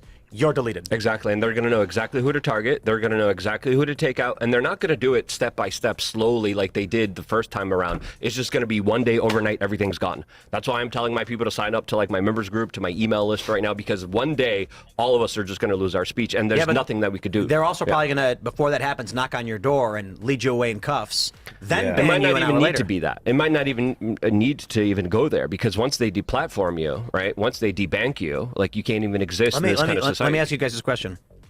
What would happen if one day tons of prominent anti-war, anti-uniparty individuals, I mean, because this could theoretically be left or right, technically, just didn't wake up? Let's say like 73 high-profile personalities with millions of followers that talk politics, populist level stuff. So even some lefties, some conservatives, some moderates, just they did not wake up. And then something happens where they're like, it looks like there was a mass poisoning, like someone targeted the meals of these individuals in the days prior and killed them, and then they died. Normies would go about their day. Normies would go about their day. It would be considered a major scandal that, because it affected left and right, no one would know anything. Like, there would be nothing about it. They'd be like, wow, this is the craziest serial killing spree we've ever seen, and we have no evidence. And I gotta be honest, talking is going normies on would for go about so their day, long. and within 3 or 4 weeks, it would be a thing that happened that sometimes get brought up. Because, I mean, let's do this. Let's talk about 9/11. Not in depth, but just bringing up 3,000 people lose their lives that day. And there were years of questions about investigations, about weird things that weren't answered for, like why did they get rid of all of the metal? They shipped it off. Thermite potentially being found, or at least molten steel. Now, I'm not asserting anything about what did or didn't happen, but my point is, whatever happened after a couple of years, everyone said that's now the past. So my point is not that it will happen. It's more of a thought exercise of if overnight. What did you just say? Look, let's be real. If a roving band of Antifa went and just massacred a bunch of conservative personalities, yeah, you'd have a real problem. I said that's what happens. But if 70 high-profile individuals who do this kind of news and challenge the media all got poisoned within a day or two of each other, it would be major news. People would be freaking out. There would be some hearings, and then 6-7 months later, people would be talking about something else again. Yeah. And that ain't your government name. That's the name your mom and daddy gave you. Absolutely. I mean, your theory is not wrong. Right. Look what's happening in the United Kingdom. Look what's happening when people. It's over, bro. The UK is over. Yeah. I mean, I can't believe this. We got to invade. Yeah, Germany. Yeah, Canada too. If we're gonna liberate some people, the people of Canada need to be liberated extensively. When you mentioned what's going on in the UK and what's going on in Germany and stuff, like in Germany and France, the government is actually outlawing the parties that are pushing back. They're outlawing the FD. Those in power, that is. And they're outlawing ideas and thoughts. Let me pull this story up. We've got this from the AP. This is massive news, ladies and gentlemen. The United Kingdom, it's done. There's two big stories. First, Britain is ejecting hereditary nobles from Parliament after 700 years. This is the historic 700-year system. Now, by all means, I do think there's reason to criticize a system where you inherit basically a Senate seat. It's basically how it works. You got the House of Lords, and you got the House of the Commons, or House of Commons. And the Commons is like your congressional reps, and the Lords is like your senators. And the hereditary nobles from Parliament, they getting ejected after like 700 years of being in there. Right, pickle. Oh, really? Yeah. I'm thinking some of the Epstein shit too. Okay, and yes, Vicky Diller was talking about how so many of them were involved. Another fish and chips with. It says Lords are leaving. Britain is ejecting hereditary nobles from Parliament after 700 years. actually completely disagree with this. I actually think the U.S. should repeal the 17th Amendment and bring our senators back to appointments by state-level politicians.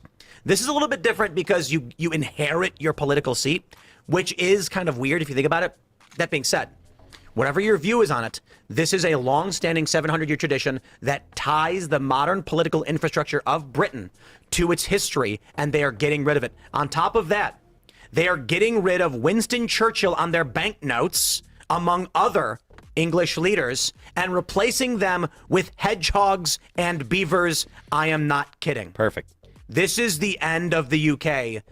There's no other way to explain it. What? You're not allowed to speak anymore.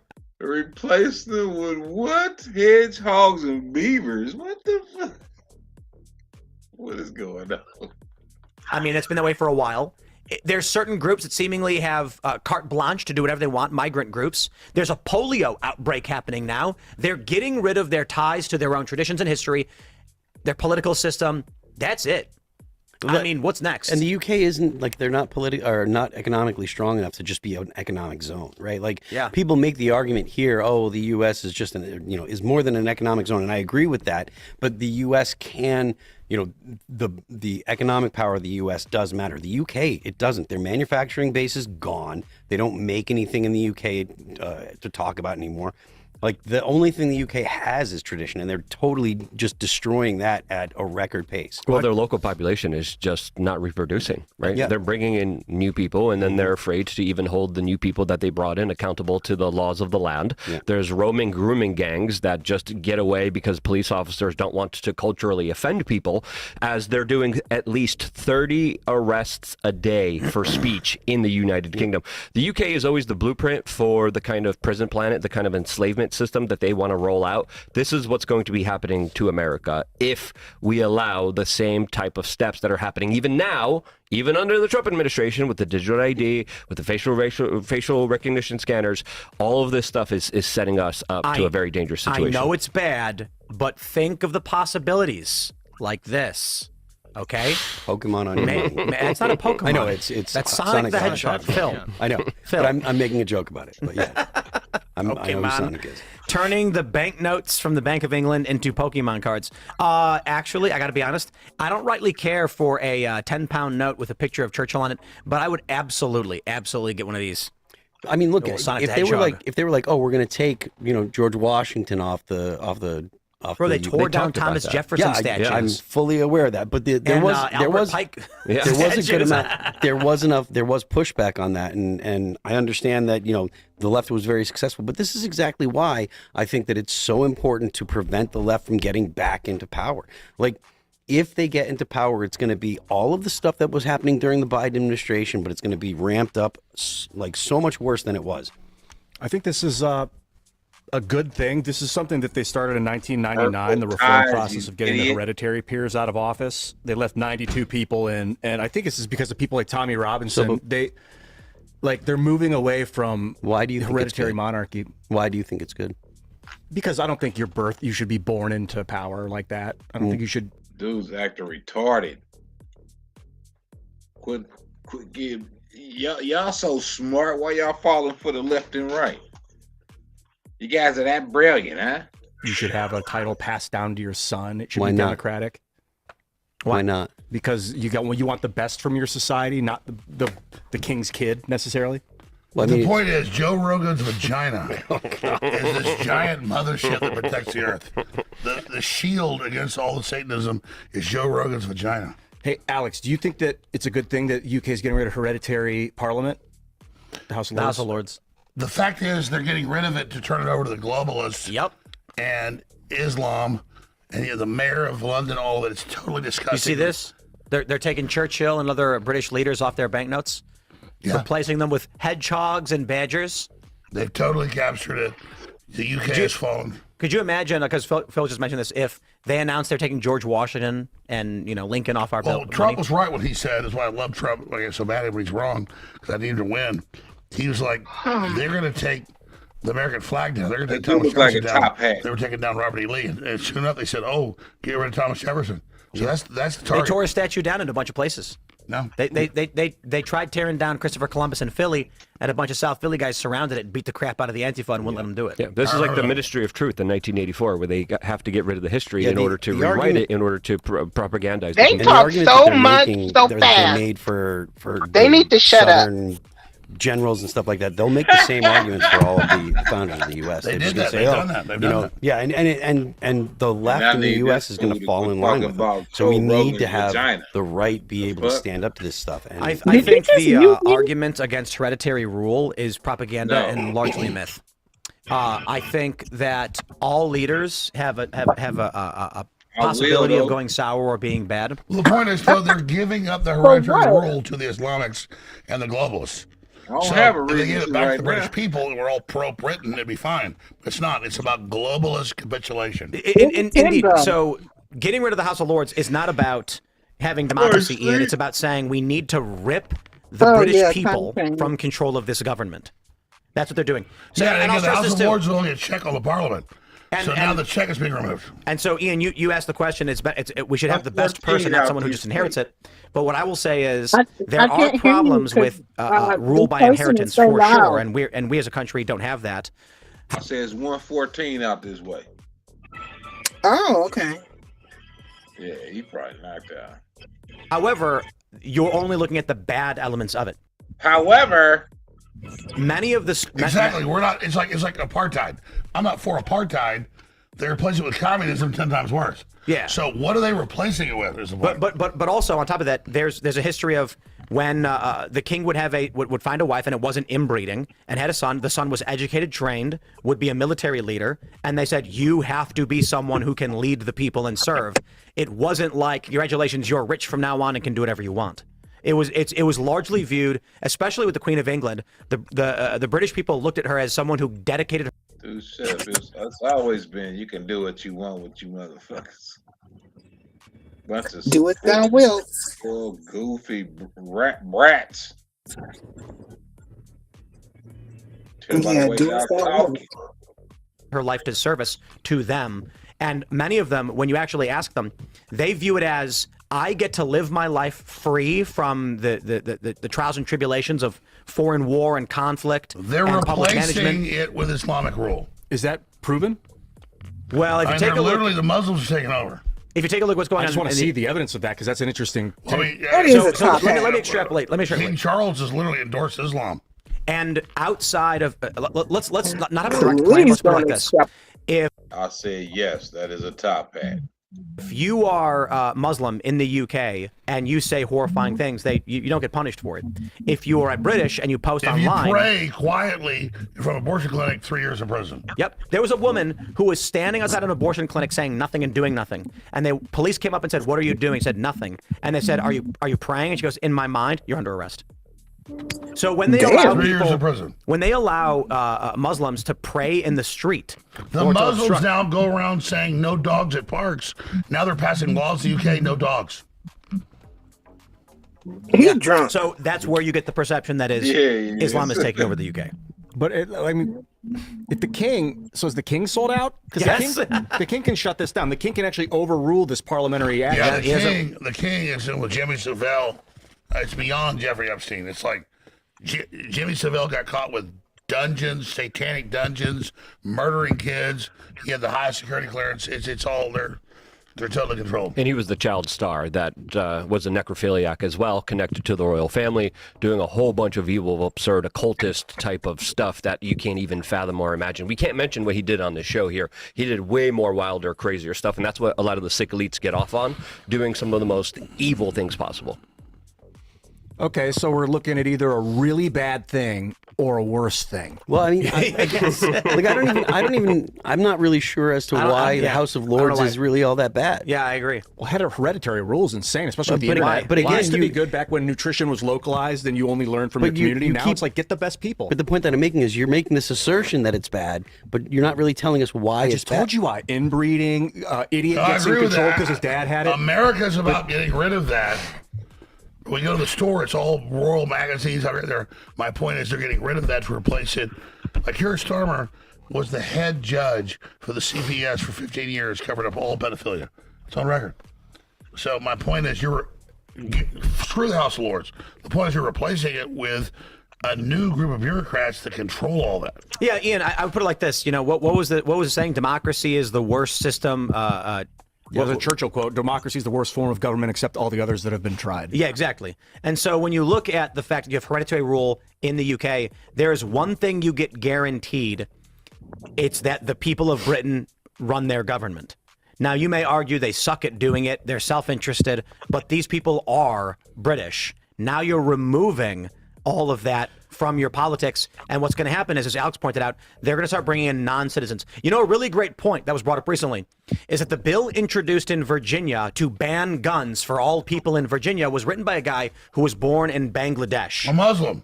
So he moves here and then says, I'm going to get voted in and then tell His the name is American Saddam. people, and indeed, I'm going to tell the American people they don't get to have their Second Amendment rights anymore.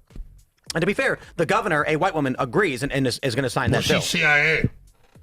Virginia's cooked, man. You think they're going to Virginia's try cooked. because King Richard, or what's his name, King Charles, whatever, so many Charles Richard. Okay, he obviously hereditary rule. The reason he's there is because of hereditary rule. They couldn't pick their leader. So what are they trying to phase that out before Harry gets in or Willie gets in because he's going to democratize the screw country? them. Here's the thing. I'm not defending royalty. The point is they're erasing the House of Lords because it's a check on Parliament giving all authority over to the globalists. Like the EU is unelected. They set it up under a trade agreement in 56, the Treaty of Rome. And so the Planned EU at the Bilderberg meeting, too. Bilderberg, yeah, just explain that. Yep. No, the Bilderberg meeting is where all the elites go. A lot of the Epstein-connected Rothschilds, Rockefeller, secret societies all kind of coalesce, and they set up global policy where they actually brag about picking the politicians that were going to become the next prime ministers and presidents. They're the ones that even bragged. I think it was was it yours, Deming, or somebody else bragged at the Bilderberg meeting, saying that it was at this meeting where they created the euro. Sorry. Yeah, so I'm not defending the old systems. The point is they're sweeping away to bring the new system in. Yeah, so to put it simply, the House of Lords is the worst system aside from the new system they're going to be bringing in. Well, I'd love to go into the evidence of it. I don't know if we have it. Do we have it on hand to show evidence of what? That they're bringing in Islam to overthrow the British No, way. you don't understand. Or whatever it was, the claim. That's visible to those who are watching what's going on. Well, this has been in place. Well, you're right. It's been in place since 1999. Bro, I mean, but you the New look at- World Order first got mentioned in the 80s by There's a Bush woman who Sr. got like 90s. 30 years in prison because there was a group of men who like were rioting and burned down a building, and then she made disparaging comments about Islam, and they said you're under arrest, and she got more time than the rioters. Like this kind of stuff is Islam happening. is totally protected. Let's jump to this story from Reason. Virginia's impending assault firearm ban is logically and constitutionally dubious. I chose this one because the headline I agree with. The ban, which targets guns based on criteria that make little sense, seems vulnerable to a challenge to the Supreme Court's Second Amendment precedents. Now, the big story here is that of all states, Virginia, their license plates being the Gadsden flag, is now basically banning every single gun. And I love this video that went viral. You see the one where the guy said if you have an assault pistol, you can still keep it, but you can't buy a new one. And it's like it's got a grip and it's kind of big. They don't know what they're talking about, but it doesn't matter. Every gun, every gun.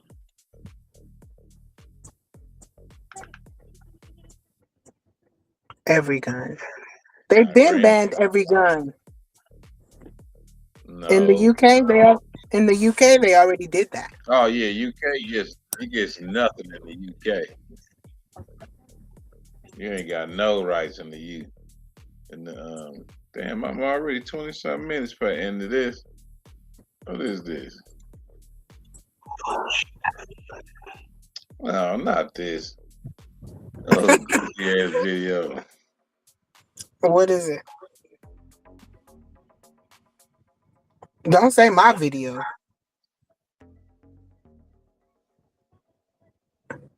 Let me get that out the screen. They are tyrants. And you'd have to find your way. And now you just... You have to understand the Muslims. You gotta understand the Muslims. They do the right with the Christians in the embryo. He need to get his damn ad noise checked because I can't understand a word coming out of his face. That motherfucker drunk. I don't need to get nothing checked. I understand every word he was saying. And he drunk. Yeah, he drunk. Somebody was going in on him the other day talking about how he's at the root of all the conspiracies. How? That's because he's tied in with them. He's a shill. Of course. The total shill. Like he's been in places that you don't just get into. It was unheard of for a sitting American president to file a lawsuit against a news outlet. This never happened before until President Trump returned to office for a second term. But now he has sued the Wall Street Journal, the New York Times, and as of this morning, the BBC. President Trump, domestic propaganda has been the bane of your existence. Obama repealed the 1948 Smith-Mundt Act, which then permitted propaganda to be in broadcasting. It no longer said that it had to be credible. Inevitably, Obama's Orwellian Smith-Mundt Modernization Act will be amended or repealed. We are going on nearly 15 years of its implementation, and mainstream media has become nothing short of an enemy of the people. But you knew that. Case in point, in the heart of New York City, outside the opulent Gracie Mansion, American patriots led by J6 prisoner Jake Lang gathered to sound the alarm on the creeping Islamic influence under Mayor Zohran Mamdani's regime. An explosive device with bolts and screws was thrown into a crowd. It happened in New York City on Saturday during a protest that turned violent outside the mayor's official residence. New York City got extremely lucky yesterday. TATP is enormously volatile. It is not very stable. It's extremely powerful. And it is the footprint, and if you go by past events, of serious bombing attacks. The London 7/7 attacks, Richard Reed's attempt on the plane. Many of us remember the Ariana Grande attacks outside the Manchester Arena. These are situations where you're well into double figures of people killed, never mind injured. Instead of condemning the barbaric attack, Mayor Mamdani, a self-proclaimed progressive Muslim template, doubled down on vilifying Lang, as a white supremacist. This was a vile protest rooted in white supremacy entitled Stop the Islamic Takeover of New York City. I'm the first Muslim mayor of our city. Anti-Muslim bigotry is nothing new to me, nor is it anything new for the 1 million or so Muslim New Yorkers who know this city as our home. The mainstream media echo chamber followed suit, amplifying smears against American patriots and populism. Authorities say they were part of a group of nearly 125 people counter-protesting a much smaller anti-Islam demonstration led by Jake Lang. The violent left! Calm down! A pardoned U.S. Capitol insurrectionist who has frequently sought out political confrontations in the months after President Trump gave him clemency. In a statement, Mayor Zohran Mamdani is saying, quote, yesterday, white supremacist Jake Lang organized a protest outside Gracie Mansion rooted in bigotry and racism. Obama's CIA media monstrosity uses many tools in their propaganda toolbox.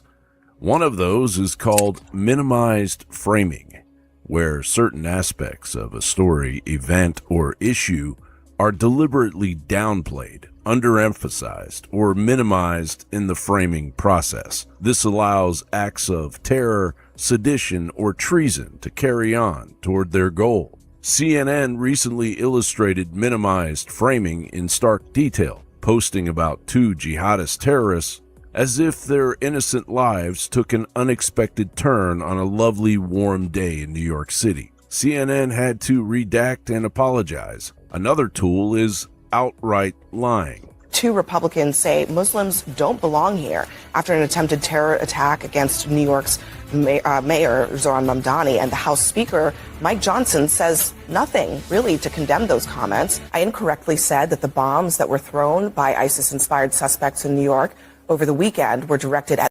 Now, why would they go after Mamdani when he wanted them? That didn't make sense. That make no damn sense. Why you would go after them people when them is your people? Mayor Mamdani. They were not. I failed to catch and correct that mistake in real time, and I take full responsibility for that. This blatant bias exposes the deep state's playbook. Protect the invaders, demonize the defenders, all while sleeper cells activate across the homeland, plotting the next 9/11 style horror in real time. In Michigan at the synagogue. Hey, why they keep painting these terrorists like they... I'm out here looking like a straight clown.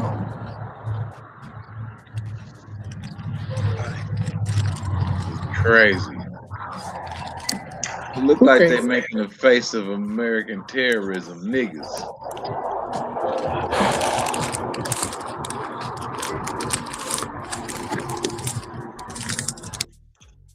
That's diabolical. So every time I see these people talk about these mass shootings today, or what they call them terror attacks, scare folk on the screen. I'm about 25 miles away from the big Islamic headquarters there in Dearborn, where the politicians openly chant death to America, death to Trump, death to the U.S. military, death to Israel. We have reportedly him crashing a vehicle through the building, into the building, and then opening fire. And then we have an active shooter alert issued also at Old Dominion University. What do you see? I mean, it's not just fear of Iran and what's happening. There's been a rise in white supremacy as well here in the U.S. If we start seeing more of this, this is the Iranian sleeper cells. Now, the Iranian supreme leader, or whoever put the report out officially on the government, because reportedly he's in a coma, Israel says, and they haven't lied so far when they hit these guys and kill them. They didn't lie about the last Ayatollah they killed, last week. So I would believe them on this. They don't usually lie about who they've killed or wounded. But in the report, he says, we've got asymmetrical warfare. We've got other systems they can't counter ready to hit them where they live. Dangerous propaganda doing the work of the enemy. Truly, the enemy of the people, gaslighting to the nth degree. John Bound reporting for InfoWars. Over 2 million people have cognitive disabilities because they. I won't say that's a bogus story, but it's kind of weird. That story is kind of weird.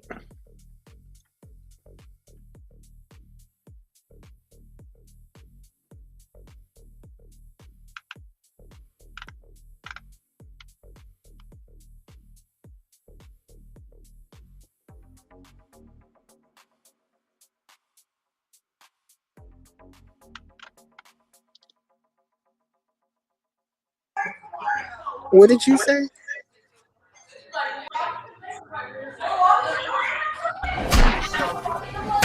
I didn't say anything. Cannot stop what is inevitable. I didn't say anything. Oh. You didn't say anything? Someone always finds me. The swamp is rotting from the inside out, and the stench is getting impossible to ignore. Yes, I know Captain Stern. Never did there live a kinder, more generous man. See?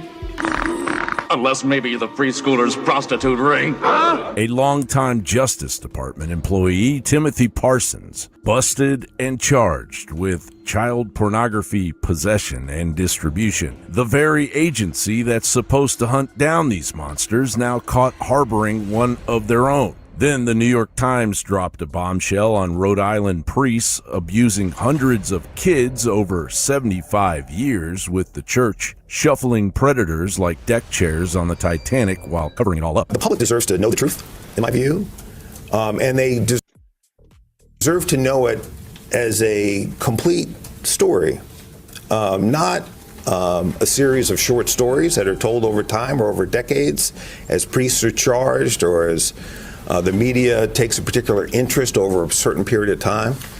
The public deserves to know the whole story from 1950 to 2026, to see it all in its raw emotion and horror and impact. Piling on, the cartel's black book of child buyers, allegedly kept by El Mencho himself, reportedly packed with 220 names of global power players, including some right here in the United States, scumbags placing custom orders for trafficked kids, complete with specific ages and twisted preferences. The cartel leader El Mencho, who was just killed, had a list of all the different world leaders that were on it and who was trying to get children, because the drug traffickers make more money at trafficking children, and he has a list of world leaders and powerful people who are asking for certain kids and ages and types, and that list is what they're trying to protect right now. And not to be outdone, the Uniparty, Congress itself, the deep state global elite filth is protecting their own, while the kids pay the price. I just think it's really disgusting how this institution protects itself, because y'all, just half of them voted to send this stuff to House Ethics, where you know it's going to die. We know that members of Congress are using taxpayer dollars to pay off sexual harassment. We just had a member of Congress literally sexually harass a woman that then lit herself on fire, and you guys all protected him. You guys all protected my own side, your side. And so if you guys want to talk about victims, if you want to go out and virtue signal, and then you guys are going to kill her stuff on the floor and then try to pass it, yeah, of course we should subpoena all of this stuff.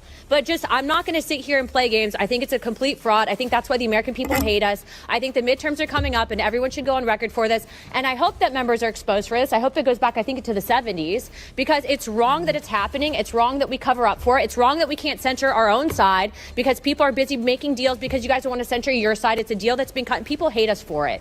So yeah, I support it. You know, Congress has paid over $17 million in hush money for sexual misconduct inside of the offices in these buildings. And what's more is that was taxpayer money, right? The allegation is that President Trump paid $130,000 of his own money. But here in Congress, there may be some on this dais. I mean, I'm for turning loose all of these records. Who in here has had the taxpayer pay for their sexual misconduct charges the hush money? I bet there's some over there. There may be some over here. I don't know, but I do know it's taxpayer money, and I do know not a single penny of it has been turned in as a campaign finance expense. From DOJ insiders to cartel traffickers to Capitol Hill payoffs, the pattern screams one thing into the noonday sun. The powerful shield the predators because too many of them are the predators themselves. How do we do it to where we hold people accountable but still keep the system from collapsing, as you talked about earlier? Let the system collapse. A system run by twisted power pedos is no system at all. He's nothing but a low-down, double-dealing, backstabbing, larcenous, perverted worm. Hanging's too good for him. Burning's too good for him.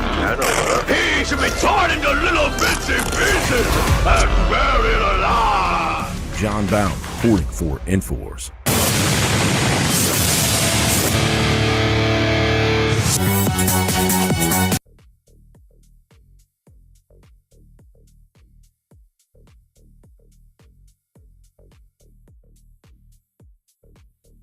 Oh, I'm getting tired. My ass off of here in a minute.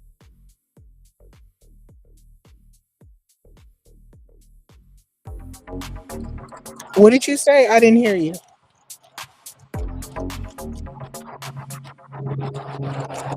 Hello? I said I'm getting tired. Yeah, me too. Here.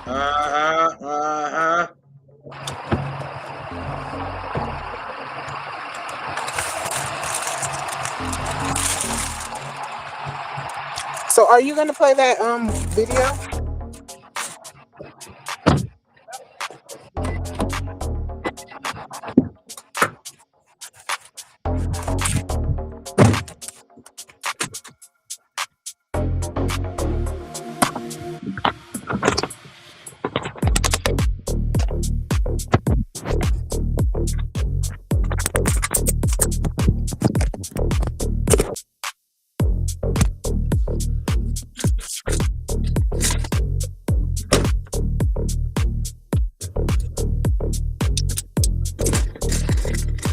I think I can hang on for about 30 minutes.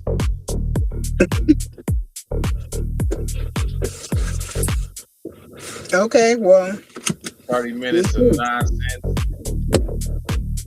Watch very carefully because no one can explain the prophecy on this timeline. If you go on Google and you search the ancient name for Iran, you will see one answer, Persia. But that's only half true because there is actually another name, one that holds a prophecy that the whole world forgot about. You probably already know Iran from the news, but did you know where this country actually comes from? Well, our story goes way back to around 2400 BC, and we are going to meet a man that you have definitely heard of, Noah. Noah had 3 sons, Shem, Ham, and Japheth. But here's where it gets interesting. His oldest son, Shem, had a son called Elam. But Elam wasn't just an ordinary kid, because in 2000 BC, Elam became the forefather of the Elamites. Okay, now take a good look at this. The name Elam actually means high in Assyrian, meaning the land was high up.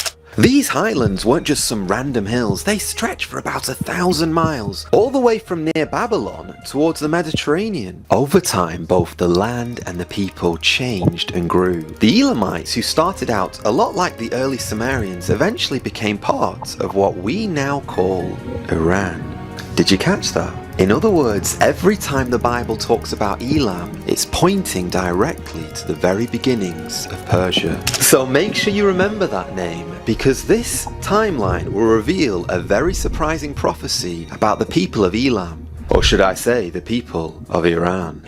Let's jump forward 100 years to 1900 BC, because something huge is about to shake the people of Elam. The action kicks off during one of the Bible's earliest battles, the rescue of Lot by Abraham. Before you find out who wins, you need to see where it all happened. This is the Valley of Siddim near the Dead Sea, a place famously dotted with tar pits, and these pits would become a nightmare for one group of soldiers. Here's how it went down. 5 kings from the Jordan decided to rebel against Chedorlaomer, the king of Elam. He had ruled them for 12 years, and Chedorlaomer, well, he didn't take the rebellion lightly. He called on his 3 key allies and marched south into Canaan. Elam was victorious, so much so that its enemies reached the Vale of Siddim. The valley's tar pits swallowed some fleeing soldiers, while the remaining ran for the hills. As you can imagine, the king of Elam didn't stop there, and so the rebellious cities were raided and the citizens were carried off.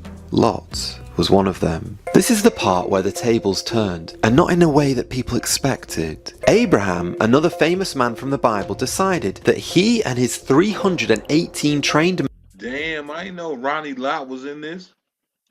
men from his household would not sit around. So he pursued the victorious kings north, all the way past Dan, and launched a night ambush. By God's guidance alone, Abraham routed Chedorlaomer's forces, recovering Lot, the other captives, and all the stolen goods. I was so taken aback the first time I saw this, because straight after the battle, Abraham meets Melchizedek, the king of Salem, a priest of the Most High God. Melchizedek blesses Abraham, offers him bread and wine, and makes it clear that it was God who had delivered Abraham's enemy. You said Ronnie Lott, the ball player? Yeah, I know Ronnie Lott was in this story. Oh, no. He said Lot, meaning from the biblical story. Duh. Huh? Oh, okay. Oh no. Excuse me. Woo! He's into his hands. Yeah, that nigga Ronnie Lott in the story. Oh, okay. This is not a detail we can just skip past because it was a beautiful picture of another high priest, a king who had come thousands of years later and who would also tell all those who trust in him to share in his supper, the bread and wine. And we do this to remember the death that he died for us. I suppose what I'm really trying to say here. This imagery is diabolical.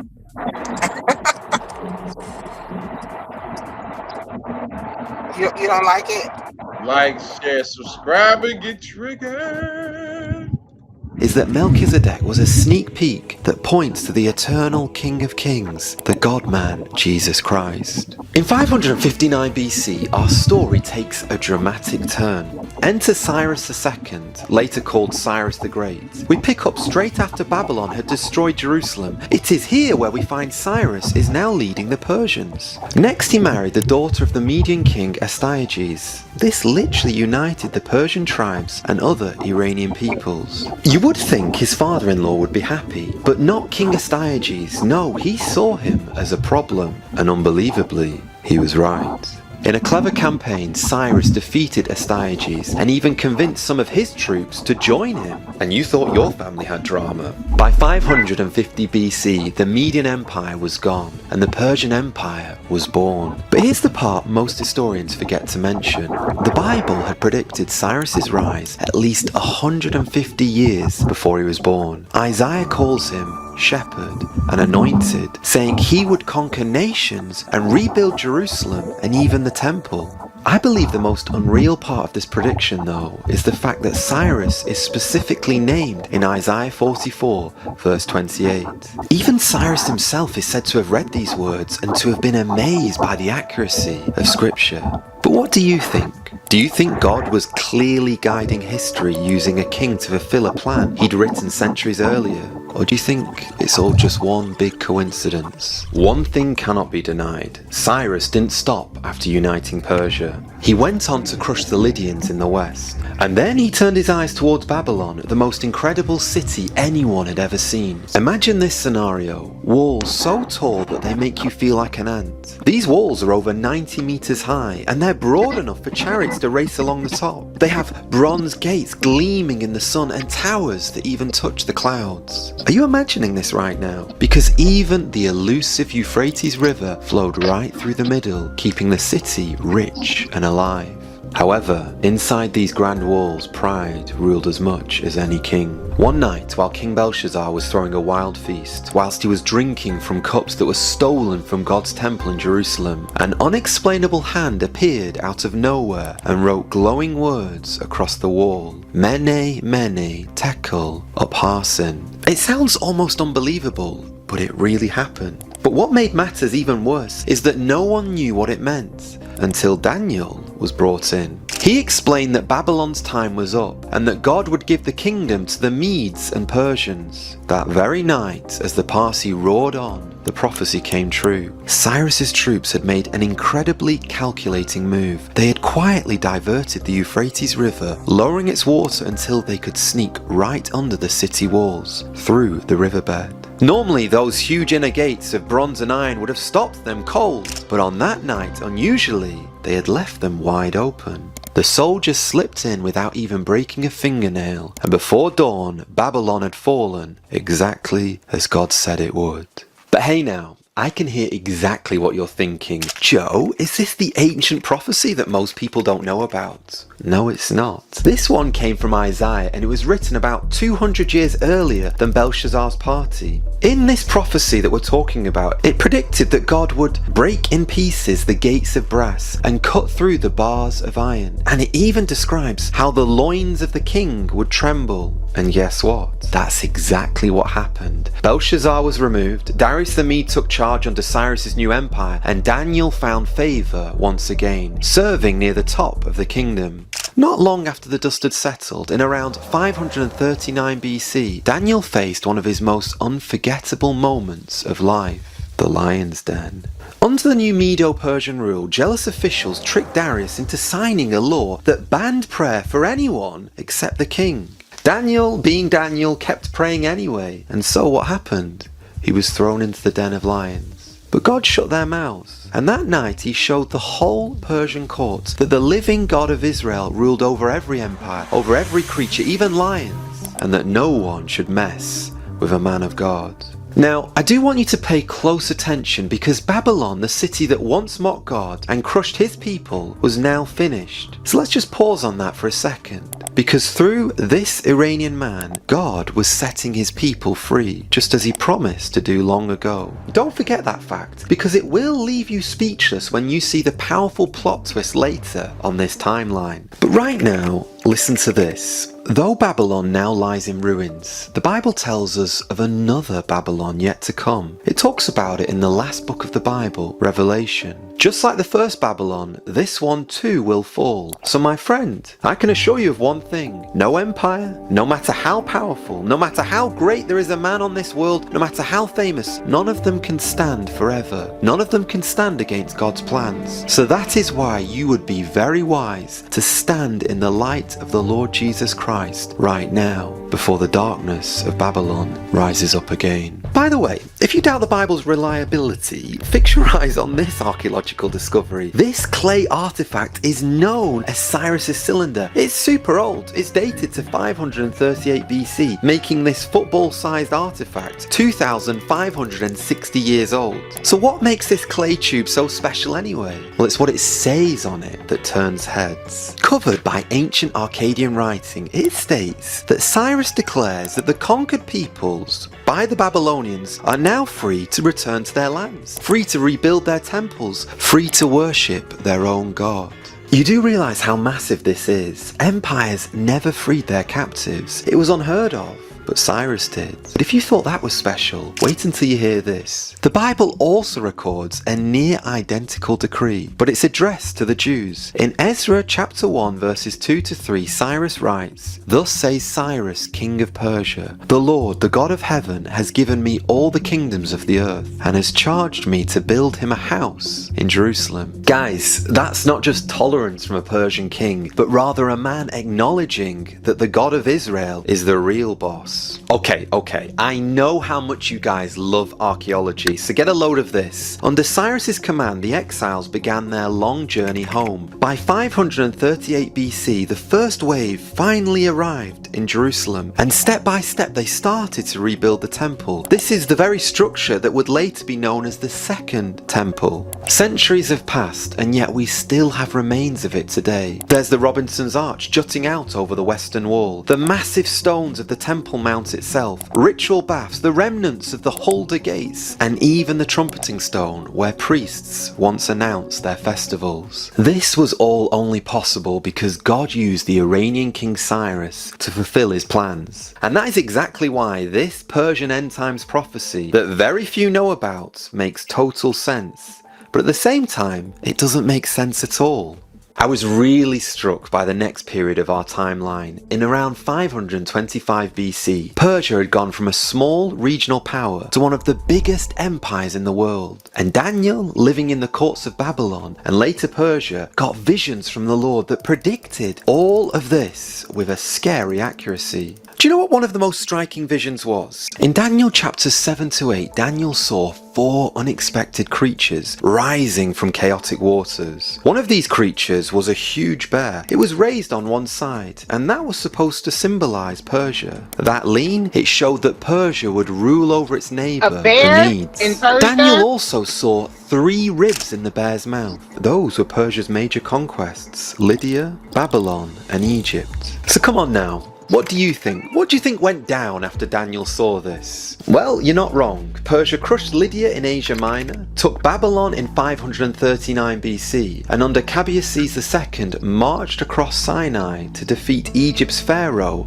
at Pelusium. Simply put, Daniel's vision wasn't just imagination, it was a preview of real history. May I go deeper? Daniel saw another creature, a ram with 2 horns. One horn was longer than the other, changing in every direction. What was this ram meant to represent? It was the kings of the Medes and Persia, unstoppable in their conquests. The taller horn hinted that Persia would rule over the Medes. But just then, Daniel sees something else. A swift goat suddenly appears from the west, striking the ram with a single horn. You see, that goat wasn't just any animal, it symbolized Greece under Alexander the Great, showing how even the mighty Persian Empire, unstoppable as it seemed, would be overpowered by a new force sweeping in from the west. And then a leopard appears, fast, ruthless, with 4 wings and 4 heads. At first it doesn't make any sense until nearly 2 centuries later when Alexander the Great arrives. It's 333 BC and this young Macedonian king moves faster than anyone before him. At Issus, the Persians led by King Darius III collapse in chaos. Darius flees, leaving his family behind, and they eventually got taken away by Alexander. 2 years later, in 331 BC, the final strike lands at Gaugamela, completing the Persian Empire's fall. Finally comes the 4th and last beast in Daniel's vision. This is by far the scariest. Unlike any kingdom before, it has iron teeth, claws and strength that crushes everything in its path. And when you look at the timeline of world history, it's obvious which beast is being represented here.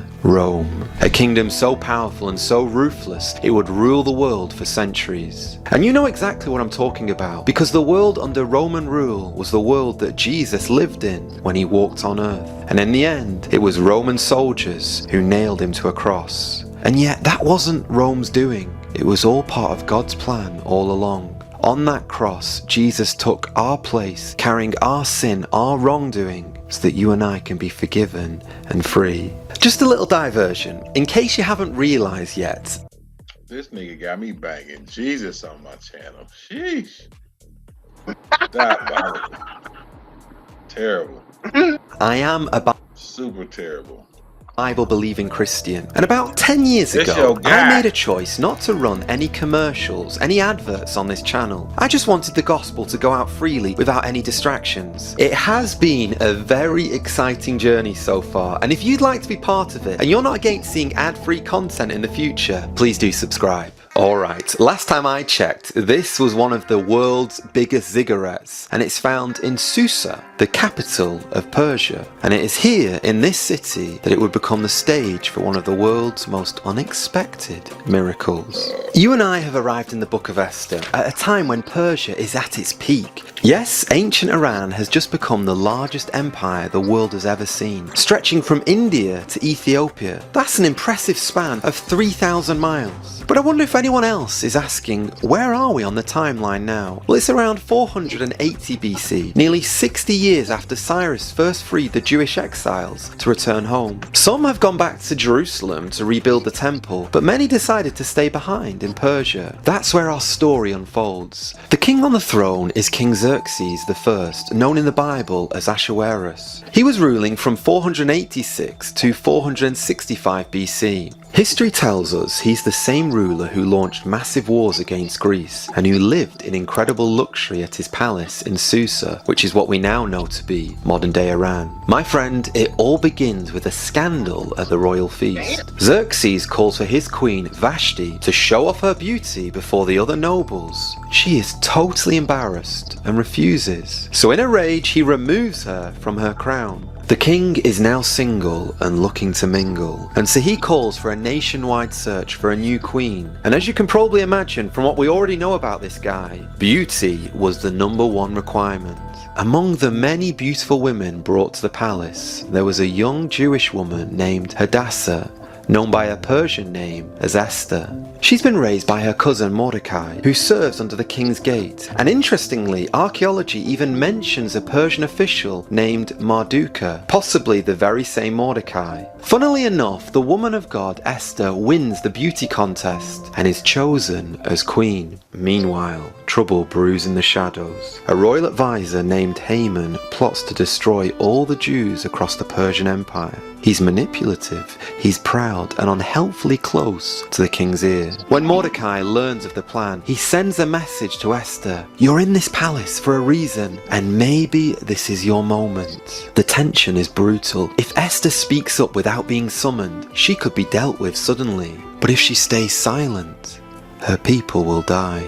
So, she bravely risks everything and walks into the throne room uninvited. Esther breathed a sigh of relief when the king held out his golden scepter. This was a symbol of mercy and acceptance. Before we discover what happens next, just remember this. That moment is a really beautiful picture of Jesus. He is our golden scepter. He is the one who bridges the gap between God and us. Because he became the substitute for our sin on the cross, we can now come boldly before the King of Heaven and enjoy fellowship with our Creator. You hear But there that? is a catch, and it's only if you and I, like Esther, will take the first step. Well, what am I hearing? The way he's saying how Jesus is their key to freedom. And the opposite of freedom is a slave.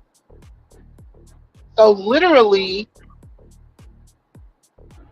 I feel like it's a trade-off. Us for them. Like, you know what I'm saying? It's encrypted, is what I'm saying.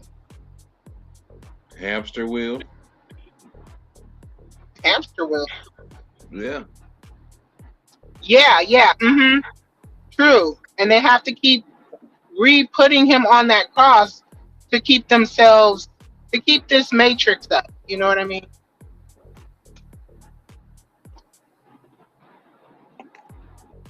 And through him, it's us, the sinners.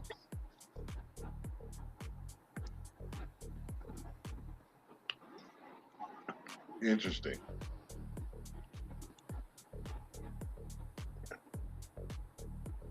It's a trip. Come boldly before the King of Heaven and enjoy fellowship with our Creator. But there is a catch, and it's only if you and I, like Esther, will take the first step and approach the King for help and for salvation.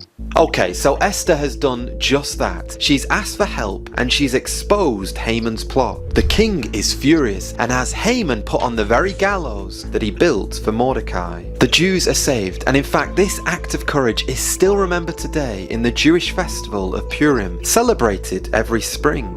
When I first started this study, I was really surprised because there is something very remarkable that happens. All of this action happens inside of a Persian court, in what is now the heart of what we call Iran. So can you also see how Iran keeps recurring again and again in the Bible? Well, in a moment's time, we are going to see how the world will end with Iran, with a very famous end times prophecy, and then I'll show you one that's not so famous. It's 450 BC. Persia is still the superpower of the world. The same empire that once crowned Queen Esther now rules from the palace at Susa, deep in modern day Iran. Hey, let's meet another Jewish servant who changed the world. He's called Nehemiah. Nehemiah was a cupbearer to King Artaxerxes I, who reigned from 465 to 424 BC. Now, a cupbearer wasn't just a waiter. He was one of the king's most trusted officials, close enough to taste the royal wine before the king did, just in case someone tried to tamper with it before it reached royalty's lips. What would you do if you were in his shoes? One day, Nehemiah hears devastating news. Jerusalem, his people's city, still lies in ruins. The temple had been rebuilt decades earlier under Zerubbabel and Ezra.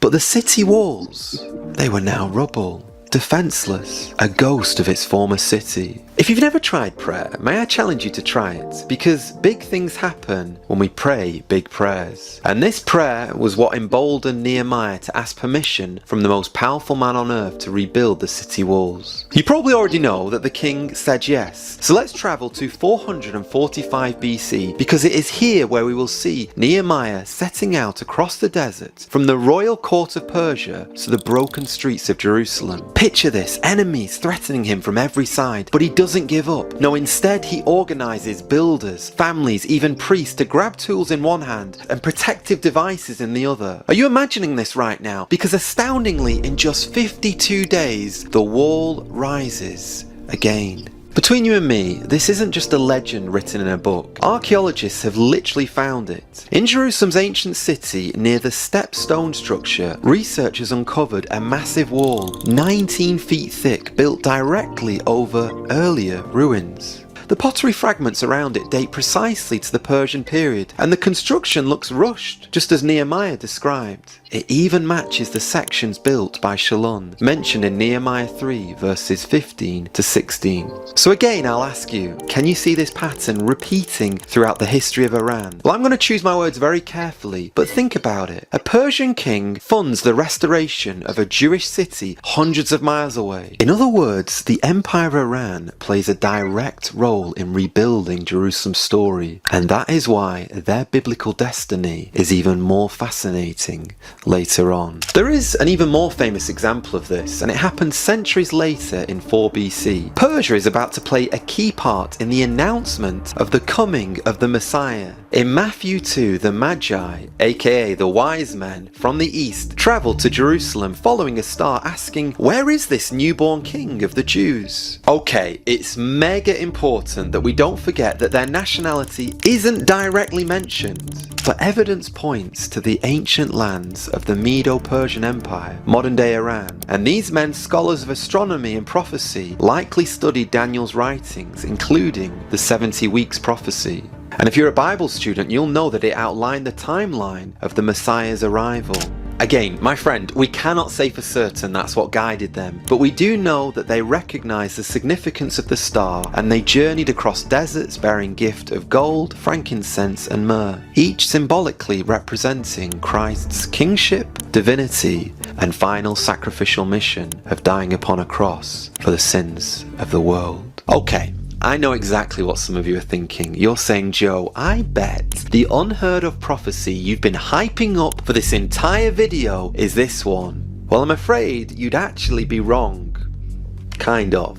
In the book of Ezekiel, written around 580 BC, the prophet describes a war unlike any other. In this war, a coalition of nations rises from the uttermost north. And who are they led by? Well, it's by a mysterious figure named Gog from the land of Magog. His armies sweep towards Israel, and among the nations with him, one name stands out even today: Persia, modern-day Iran. Guys, to really grasp this, we have to go back to Genesis and back to Noah again. Noah's son Japheth had descendants named Magog, Meshech, and Tubal. Ancient records trace their migrations northward across the Caucasus Mountains into the vast plains that would one day become Russia. So it's time we fast forward to Ezekiel's time. Babylon is still a powerhouse. Persia is just emerging and Israel is living in exile. Yet Ezekiel sees far beyond his own century. He describes a leader, Gog, the chief of Meshech and Tubal, who would come from the far north to invade a restored Israel in the last days.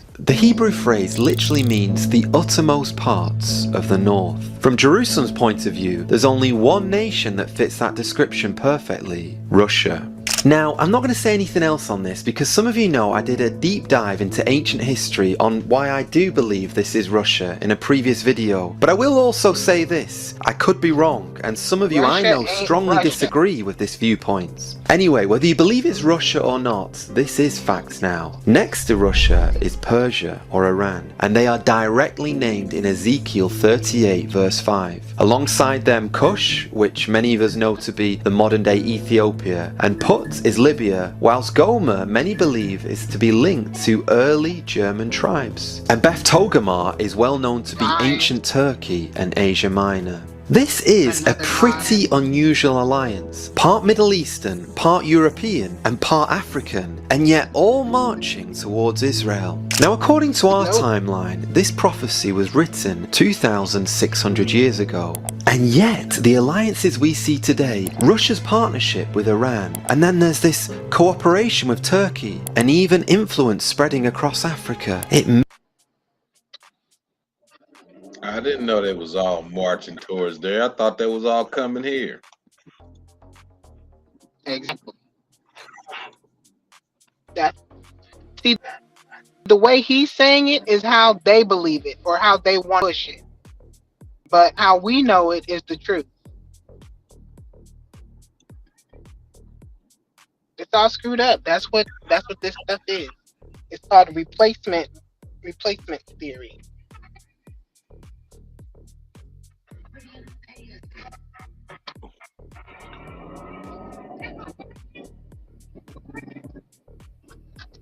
Mirrors what we've heard in the Bible with an uncanny precision. But I believe that's nothing compared to the way that the world currently views Israel. I won't say any more on this apart from this. Can you think of another country that all the nations of the world are watching and are openly unifying against, just like the Bible predicted would happen in the last days? Comment below if you think I'm reaching here, because again I'll say I could be very wrong about this, and these are just my interpretations on these subjects. Alright, if all of that made you think outside of the box, wait until you see this. Why did I say no one can explain this timeline? And why do I think very few know about this hidden Bible prophecy about Iran? You can't explain it because that shit is hindered and bugged and twisted.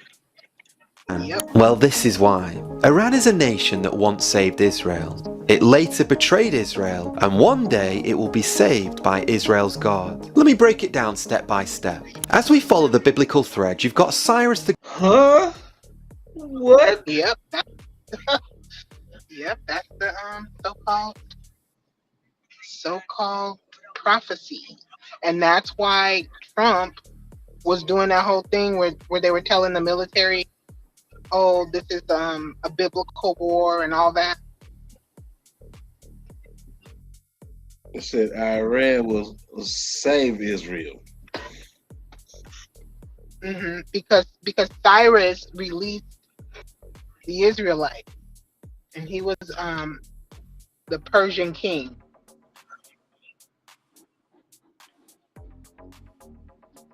And then they double crossed them, and then supposedly, you know how in the Bible they constantly say, oh, whoever supports Israel will be blessed. That's what they're trying to play on.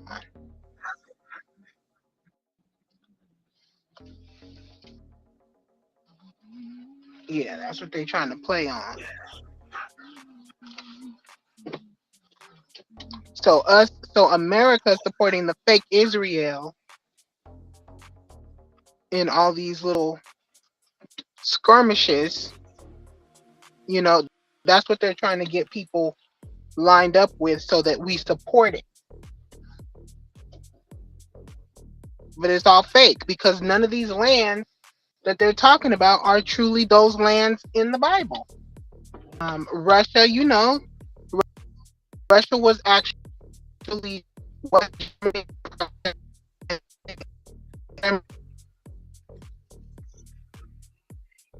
and changed it to Russia.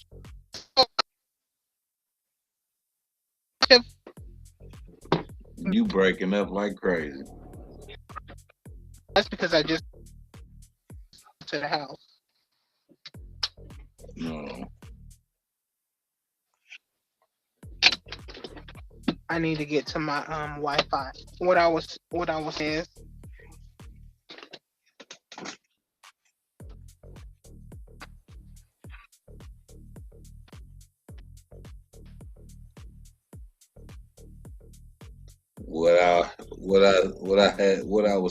What had happened was what I was saying though. What had happened was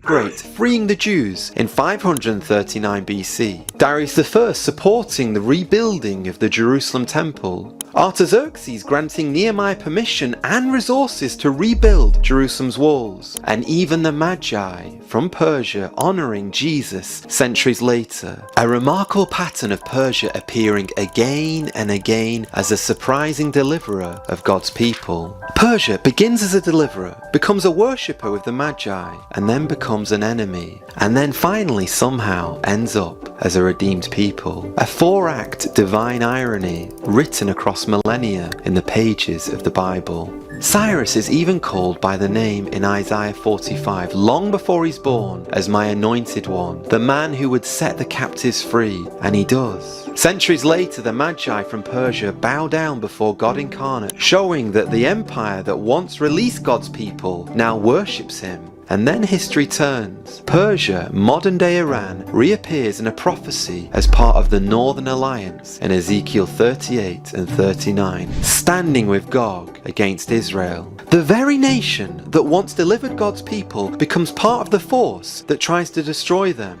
Isn't that a huge plot twist? But wait, there's more. Remember how I told you that there seems to be a special place in God's heart for the people of Iran? Well, here's the proof in the prophecy that no one seems to talk about. In the last days, I will restore the fortunes of Elam, showing that Iran is not doomed forever. It will be humbled, yes, but then restored. I wonder, what goes through your mind when you hear that? Because Zechariah 14 verse 16 echoes this vision. The survivors of the nations that march to Jerusalem will come back to celebrate and worship the King. And I think that means Elam itself. This nation that was once consumed by fury will now be filled with praise.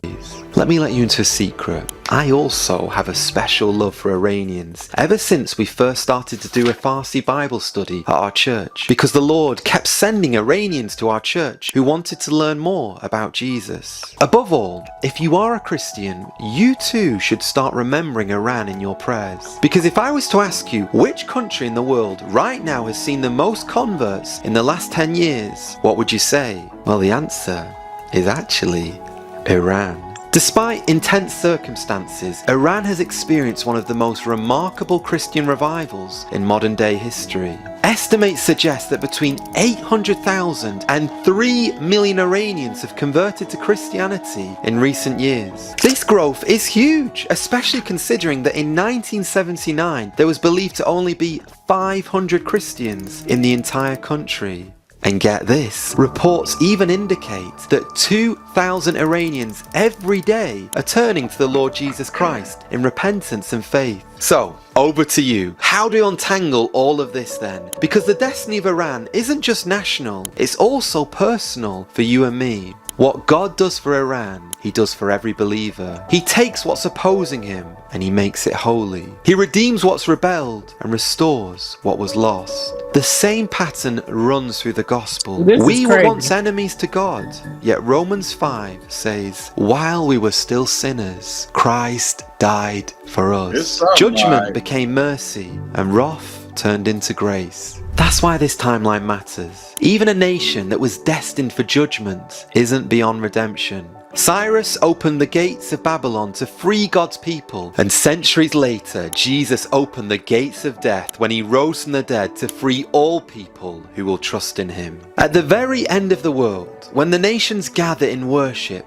I do believe one of them that will stand there, humbled and restored, will be Iran, singing to the same king the Magi once knelt before. So if you remember one thing, remember this: no nation, no country, and no heart is too far gone for God's love and for his restoration. Wow. Yeah, that's deep. And that was 4 months ago.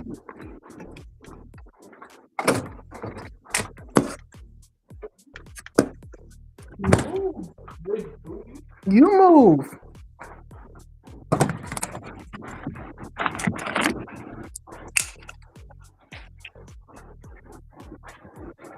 Where you get? Okay. You like it? Don't like it? I do like that. More! What?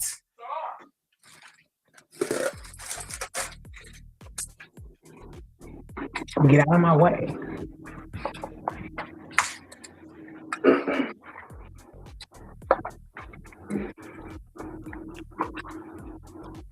Where's the air fryer? Air fryer.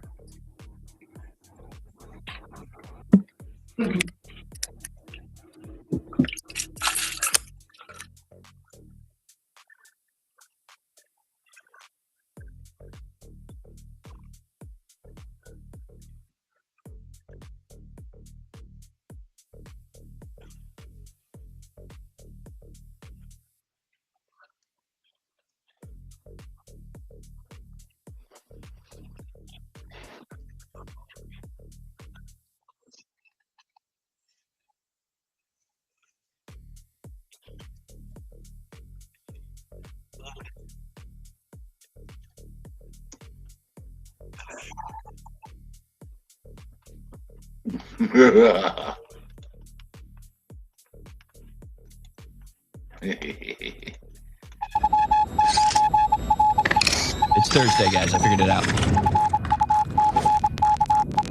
All right, here it is, folks. Your daily dispatch for Thursday, the 12th of March, 2026. Suspect in Detroit area synagogue attack is killed by security, sheriff says. A suspect in an attack on a synagogue in the Detroit area is dead after ramming a truck into the building and being confronted by synagogue security, Oakland County Sheriff Mike Bouchard said. However, there are no reported injuries among the student or staff on site. And this was being reported at first as a shooting. It appears as though the attacker either didn't have a gun or didn't have time to get out a gun.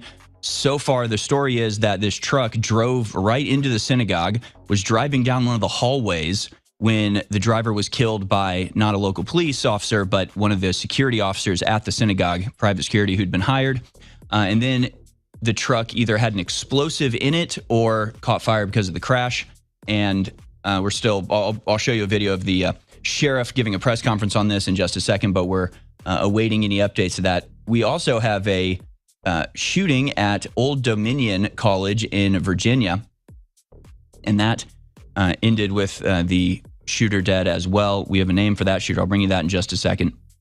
But all of these are making people think that perhaps the warnings about Iranian sleeper cells should have been paid a little bit more attention to. And we have statements from Trump about that, whether these are false flags, actually coordinated sleeper cell attacks, or just sort of independent extremists acting on their own volition. I don't know, but I know it was probably a mistake to A, let all these people in here, B, then start a war against them. That was kind of stupid, I think. I think that was a mistake. I think we should have maybe solved the first problem before we made the second, but you know, I guess, you know, retrospect is always 2020, right? Meanwhile, 4 drones stolen from Fort Campbell. Army offers $5,000 reward. Investigators shared 2 photos of the individuals who may have been involved in theft, where 4 drones were stolen from Fort Campbell. They're offering a reward of up to $5,000 as they search for whoever stole these drones. But again, in the heightened security atmosphere of Iran and the supposed sleeper cells, it's obviously a concerning thing to have happened. Meanwhile, in the Middle East, the war, of course, against Iran continues to expand and grow and accelerate, as well as the corresponding related, but not exactly the same, war against Lebanon. Iran War Live. Oil prices soar past $100. New Supreme Leader says Strait of Hormuz should stay closed. Iran has stepped up attacks on oil and transportation facilities. The new Supreme Leader, Mujtaba Khamenei, issued his first statement in which he said the Hormuz Strait would remain closed. At least 6 tankers have been hit in the Gulf and the Strait of Hormuz. Brent oil prices are back to around $100 per barrel. U.S. President Donald Trump says the U.S. needs to finish the job. And the IEA says the war has caused the biggest disruption to global energy supplies in history. And in fact, we have news of some of the strategic reserves being emptied out for this elective and pointless war.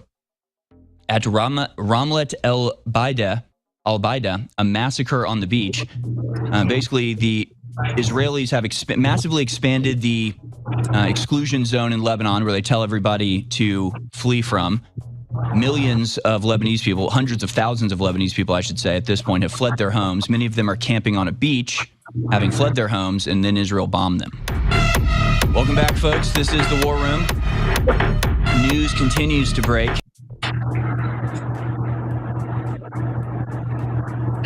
Sleeping on the beach.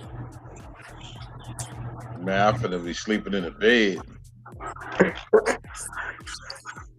Not me.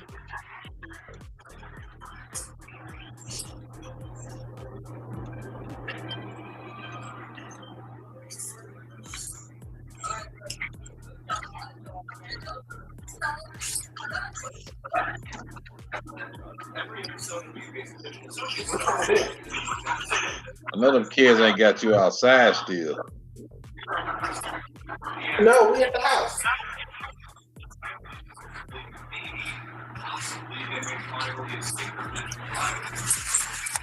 Mission accomplished. Back to having Bible study in there.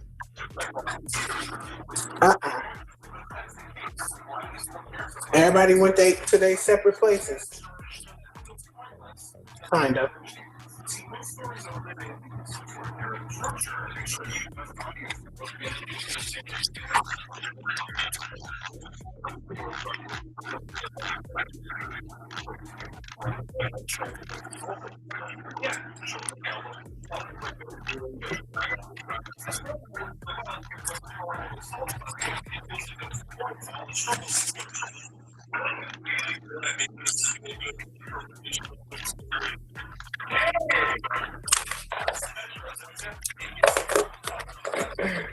Diabolical. What?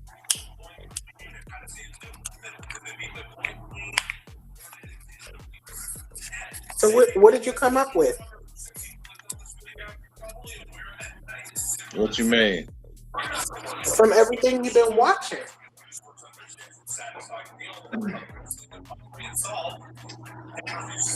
Came up with a whole lot of shit that's going on. This shit is self-explanatory.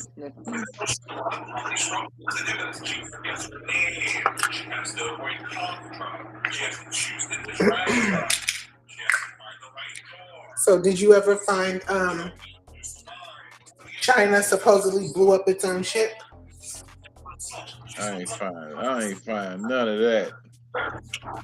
Yeah, I don't think that's true. Even if they say it's true, I don't think it's true. Why does it feel like the AC is on? Because the AC is on. Oh gosh. Here comes Brunhilde. Turn the AC off real quick, sir. Oh, damn it. That guy. Dag nabbit.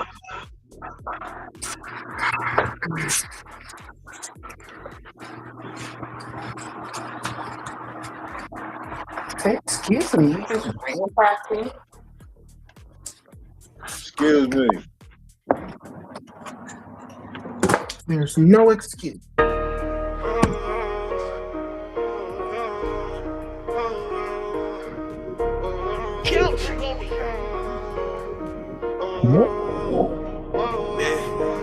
Concrete jungle, can't see the sun. Every step's a gamble, gotta keep it going. Dreams get buried where the rivers don't run. Survive the jungle or you become none. Concrete crack where the shadows roam. Hustlers pray the street gods call it home. Black hoodies dance with a 40s tone. Voices in the alley, cold hearts of stone. Night whispers louder than the siren scream. Chasing dirty paper haunted by a dream. Feds lurking, snakes slither through the seams. Trust is a phantom split by the beam. Concrete jungle, can't see the sun. Every step's a gamble, gotta keep a gun. Dreams get buried where the rivers don't run. Survive the jungle or you become none. Yeah. Block, hotter than the devil's breath. Every corner's a gamble, flirting with death. Shorty's mama cries, last name on his chest. He was aiming for the throne, ended up a guest. Fast life turns slow when the cuffs click. Money talks loud, but karma's a cold bitch. Snakes shed their skin, plots get thick. In this game of chess, better move quick. Neon signs flicker, city never sleeps. Concrete lullabies, I'm the secret sick key. Tales of the fallen, the highs and the steeps. In the belly of the beast, where the reaper creeps. Concrete jungle, can't see the sun. Every step's a gamble, gotta keep a gun. Dreams get buried where the rivers don't run. Survive the jungle or you become none.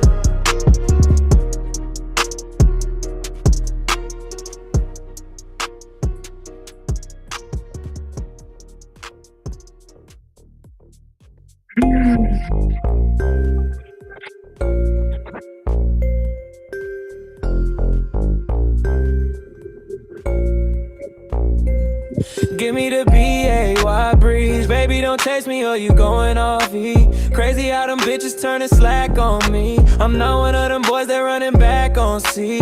I'm not trying to force it if you don't like me, but of course they hit my phone nightly. I told her I ain't playing for the wrong team. No, baby, I don't rock that type of jersey. I can still put you on my highlight reel. I got a highlight still, hit me on my cell. She had to dial my number in Braille. I had to paint the picture in hell. I'm on the chain with it, I could leave it. Stuck in the street, I could bring it home and chain it. Back to the leash, I could do it off the brain. I don't need no leaf, nigga, this is a Babe breeze. Hey, this is a Babe breeze. Off the top, I don't need no, this is a Babe breeze. Off the top, I don't need no, this is a Babe breeze. Off the top, I don't need no, this is a Babe breeze. Off the top, I don't need no leaf. Yeah. My name in the mouth, don't make me have to pull it. This a big bullet, this ain't made for big bullets. Try to kick dirt on my name, I call her pull it. Made her go insane when she found out that I was fully. I don't mean to be misunderstood. The people think they know me from the name that I put. I never did it cause they told me I should. I'ma be a winner till they claim that I'm good. If you ain't going for the big four, what you playing a game for? Never sell your soul for a chain, bro. We already came from the chain gang, bro. All these problems weighing on my mind, like I can see the solution through the limelight. Put your shades on, the future is bright. This is your day one, welcome to your life. Hey, this is a Babe breeze. Off the top, I don't need no, this is a Babe breeze. Off the top, I don't.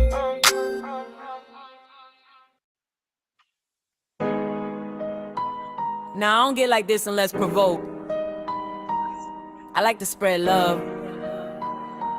So I typically come in peace, but I'm always war ready. It'd be wise to remember that.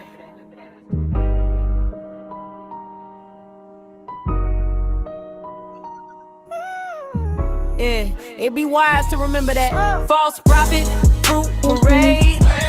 Yeah, your truth gets slayed. Every word a charade. Game you played, getting displayed. False prophet, getting sprayed. Crowds dismayed. Every move you betray, delayed. beautiful, but your Lexus twisted and broken. Claiming revolution, but your act is sugar coated. Talking heavy on the lie, but your steps sound hollow. A shepherd in disguise, leading sheep to the gallows. Fear master wisdom, your script ain't authentic. Quoting books you can't comprehend, knowledge pathetic. Call yourself a beacon, but your light don't shine. More puppet than prophet, tangled up in your own line. Quit fishing, motherfucker. False prophet, fruit parade. Hey, your truth gets slayed. Every word a charade. Game you played, getting displayed. False frighted, getting displayed. Hey, crowds dismayed. Every move you betray, delayed. Time to fade. You just got a soapbox, but you ain't cleaning the soul. Talking about old dude while your heart's full of cold. You ain't awake, just a snooze in disguise. Spreading rainbow dreams while the real ones die.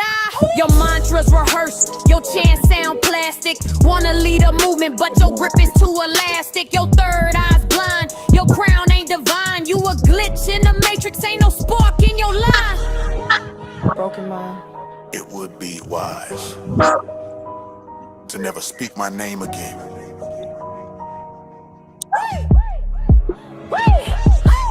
False prophet, fruit parade. Your truth gets slayed. Every word a charade.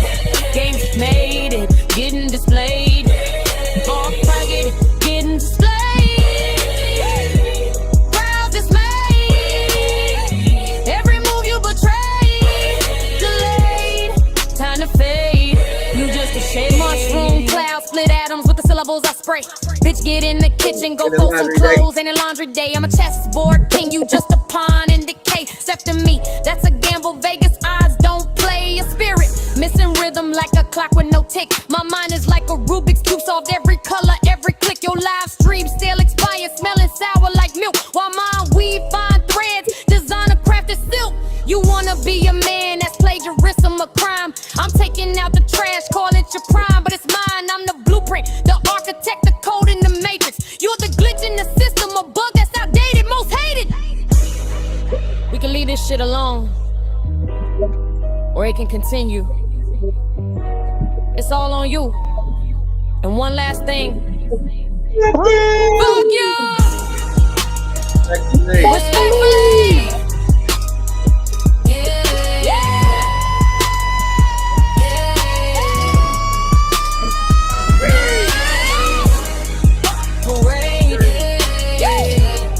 Getting slayed,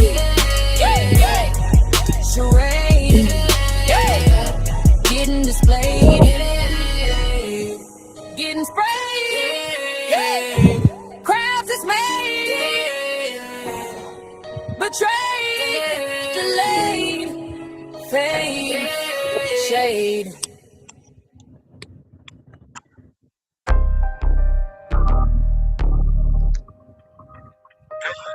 Hey.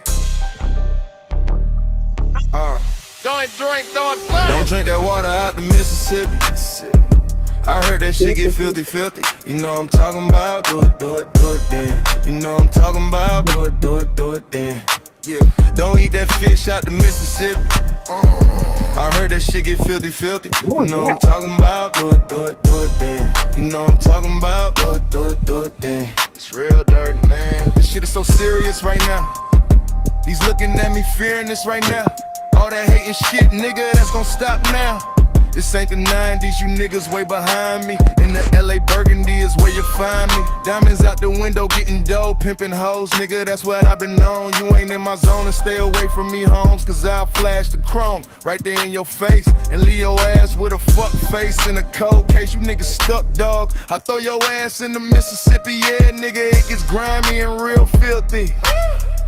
This shit is real gut around here. You motherfuckers better check it for your disappear. Look, cat, I read you niggas like you roaches. Yeah, nigga, I'm a coach, bitch.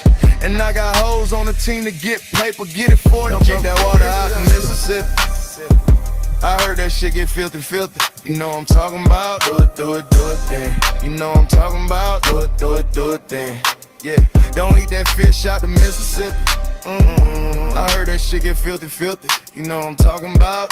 Do it, then. You know what I'm talking about? Do it, then. Yeah. Don't drink that H2O, not to douche you hoe. Me and my niggas smoking hydro, guzzle coke, 45 double malt, getting money. Power respect is vital, getting dirty on rivals. My idol never feared death. I bet when you boxed in, you sweat, wondering what's next. Chin check souls of faculty folks and bullet holes, knife wounds exposed through cut clothes. Glad rap you hoes, sounds as we close the trunk lit slow, begging and pleading. What the fuck for? We told you, now you about to know. Don't drink that water out the Mississippi. Shit's filthy, the surface is filmy, feel it. Don't drink that water out the Mississippi. I heard that shit get filthy. You know what I'm talking about? Do it, then. You know what I'm talking about? Do it, then.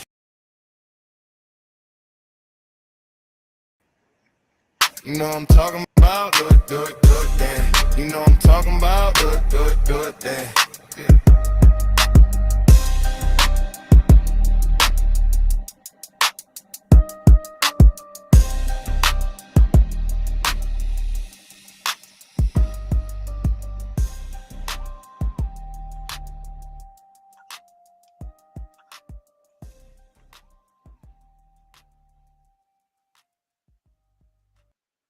Yeah.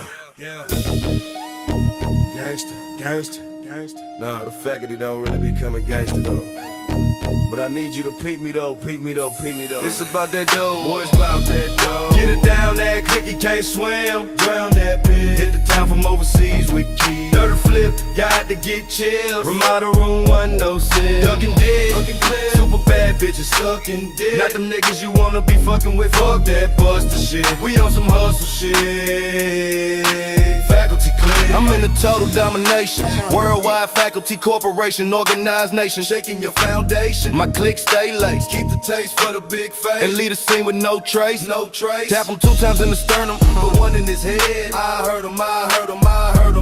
Most of my time I spend hustling, but this right here is about the stugging. Click hugs and love, click shakes, we share the same fate. When it comes to the paper chase, no time to wait. What could be worse? Let my thing disperse. Got your brains leaking like after birth. I ain't no killer dog, but this pussy push me. You must be a me. I roll with OGs like been there and done that. Now it's all about the scratch swift, premeditated attack. Where did you meet your match? Show me Oakland. We'll leave your chest wide open. You lost and hoping. You must be joking. Fuck around and get your bones broken. So go and do what you're doing. If you don't like the faculty, then I guess it's fuck you, and you. Get it down ass quick, you can't swim. Drown that bitch. Hit the town from overseas with keys. Gotta flip, gotta get chill. Ramada room 106. Ducking dick, fucking clear. Super bad bitches sucking dick. Not them niggas you wanna be fucking with. Fuck that buster shit. We on some hustle shit. Faculty, clear, party, not them niggas to fuck with. Hoes posted at the telly. Me and my niggas don't bring that shit around me. Cause I bust this thing and have your brains looking like ground beef. A straight hustler dog. Killer for the scratch. This nigga don't wanna fuck around. Put a perm in this nigga now. I'm nothing to joke with. The type of nigga you wanna smoke with. Talk that shit, you'll get smoked quick. We click clack, we back up. I hit my nigga, big homie, I need some backup. You know we act up. Full of that liquor, plus we blown off the switches, dog. We usually hustling, getting skrilla. This time it's for the killer. I'm about to do this thing, you ain't heard of me. You don't want no beef, you won't make it through the surgery. Fuck it, call it murder beef when you be crossing me. Tell a nigga he killed for thinking of offing me. I ride with the FACULTY. Hit the club, we in VI. You know how we do it, collar popping and Impala hopping as we hit the scenery. Things ain't what they seem to be, keep a machine with me. Sitting on my lap, slick upon. I be thinking about this crack. Killer for these niggas that be tripping with that. Get it down that quick, he can't swim. Drown that bitch. Hit the town from overseas with keys. Gotta flip, gotta get chill. Ramada room 106. Ducking dick, bugging clear. Super bad bitches sucking dick. Not them niggas you wanna be fucking with. Fuck that buster shit. We on some hustle shit. Faculty clear. About to shift and shake these niggas. Time for me to take and break these niggas. Time for me to contemplate. I'm checking the scenery, smoking greenery with my eyes wide shut. Don't care who's peeping me, seeing me, still not giving a fuck. This that faculty shit, gangsta. Move to the back, I bank ya. Shank you, super jank ya. I'm popping my collar so viciously. Come with that bullshit, you're missing me. Fatal mistakes become history. Struck and shit, still not giving a fuck. Come test your love. I laid the body off in the car. Now what? Come get paid, but you getting sprayed. If you bitch made, by any means I'ma get the dough. You ain't know. Oh, down that's clear.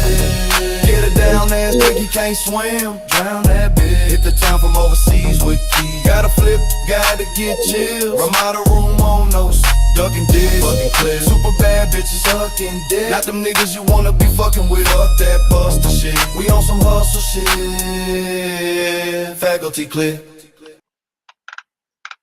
Oh, snappers.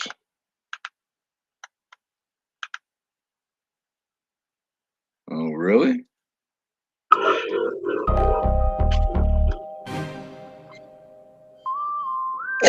Oh, really? I plotted many ways to get the paper. And how you do that? I had to dodge and they haters. How you keep that? Stay on some shit that's major. Favor for a favor, holla at a player. I plotted many ways to get the paper. And how you do that? I had to dodge and they haters. How you keep that? Stay on some shit that's major. Favor for a favor, holla at a player. It's on and poppin', let me keep it rockin'. Non-stop when I do what I do, bringin' new styles, going buck wild. I can't keep it mild, so place me on top of the pile. Have a coke and a smile. Shut the fuck up. We act up, haters need to back up. Don't make me have to break it back up. Gon' call you back up. I just fack up, then we could clash. Then watch us get off in that ass. You seen the Mr. Lyrical Warfare, it ain't a damn thing fair. So you niggas better beware. I'm carnivorous, I eat beef, so if we beefin', it ain't even until one of us no longer breathing over petty reason. In the killing season, shit turns sour. We clocking by the hour, your whole existence get devoured. I plotted many ways just to get the paper. How you do that? I had to dodge and evade haters. How you keep that? Stay on some shit that's major. Favor for a favor, holla at a player. I plotted many ways just to get the paper. How you do that? I had to dodge and evade haters. How you keep that? Stay on some shit that's major. Favor for a favor, holla at a player. No, don't get at it, let them have it. I don't play no game, causing static, raising havoc. Toss them off in the flame, automatic pistol play. I will bust these things, you niggas lack, it's a shame. Now who's to blame? I guess you thought you could grab it, but guess what play? You never had it, when I rip I spit mad shit that turns into a platinum shit. To get the grip, I'm taking trips to where hoes do backflips. To get the chips, give my niggas daps, and any player by the snaps. What's the haps? This world carries a cold chill. I'm on this money for real, no time for tricks, want cheap thrills. I think not, I keep it hot. Flows coming non-stop, man, I rock any stage and never forget. Haters hate, fake is fake, and takers take, so keep an eye on these snakes.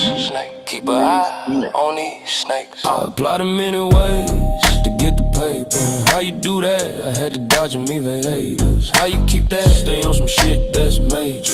Favor for a favor, holla at a player. I plotted many ways to get the paper. How you do that? I had to dodge and evade haters. How you keep that? Stay on some shit that's major. Favor for a favor, holla at a player. Somebody better get him, dog. He rank number one. Low down, pistol totes. Gon' give him a run. But I must warn you, I ain't gon' stop until I get it done. And one, don't cross me, toss the carcass in the back for the pits. The harvest, I done made it out the darkness. Heartless, reckless, and helpless, I can't believe it. This hand who dealt this, fuck the misdeal, I'm trading it in. Pop the trunk, used to see how many CDs we could dump. And the fact I trust, it's the fact I pump. There's no other way for me, I'm lost in insanity. This game is branding me, so I strike with vengeance. And watch the game by inches, infiltrate the trenches. Keep all my senses, and watch my money grow endless. I plotted many ways to get the paper. How you do that? I had to dodge and evade haters. How you keep that? Stay on some shit that's major. Favor for a favor, holla at a player. I plotted many ways to get the paper. How you do that? I had to dodge and evade haters. How you keep that? Stay on some shit that's major. Favor for a favor, holla at a player.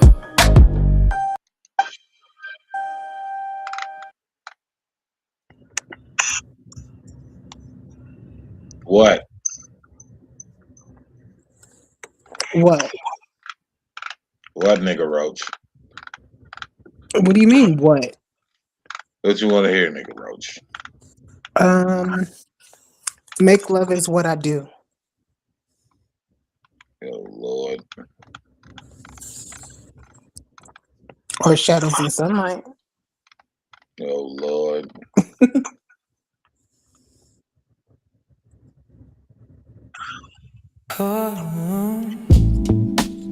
Two versions. Two versions. I like this one better. Yeah, I like this one too.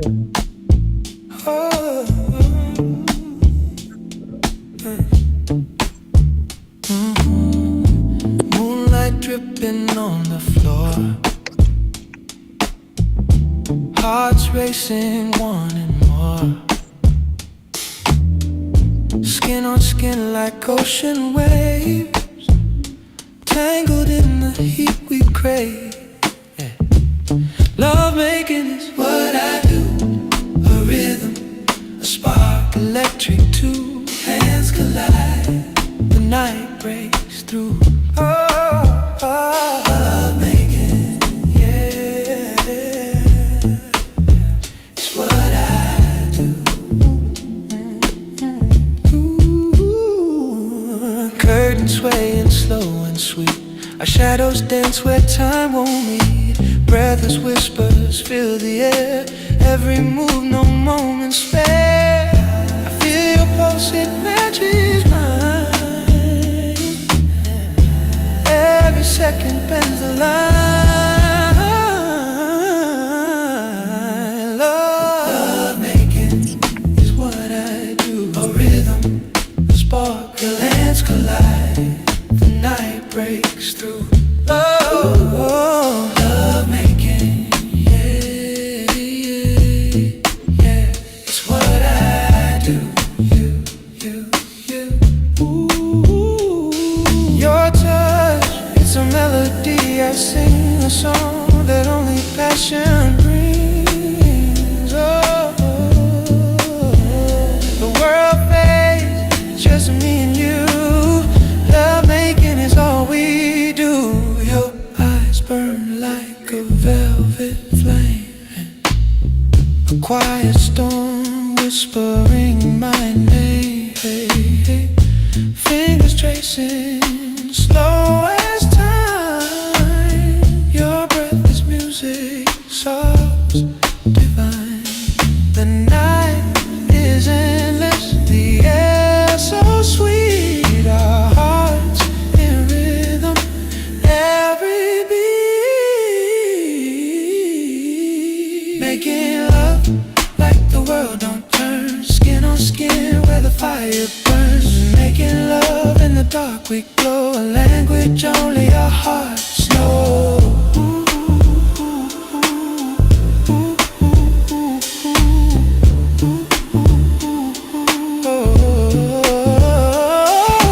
Moonlight dripping, silver and shy, shadows dancing, you and I.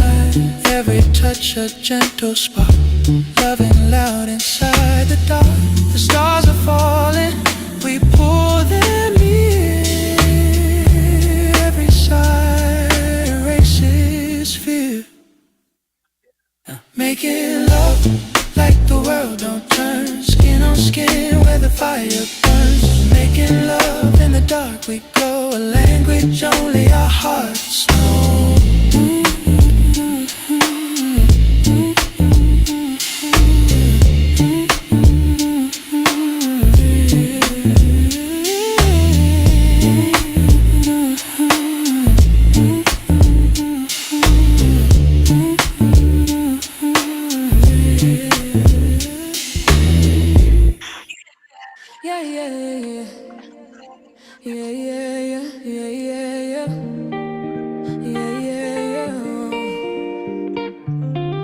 You move like a whisper in the rain, soft and slow.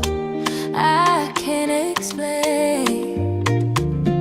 Every step pulls me closer. Can't refrain. Your light, a spark lights up the air. Do you know? Do you care? Shadows and sunlight, dancing in time. Your heart beats with mine. Your heart beats with mine. Your heart beats with mine. Love like a rhythm, endless and kind. Love like a rhythm, endless and kind. Endless and kind. speaking verses, you replying rhymes. We turn seconds into lifetimes. Your eyes, they hold secrets of other skies.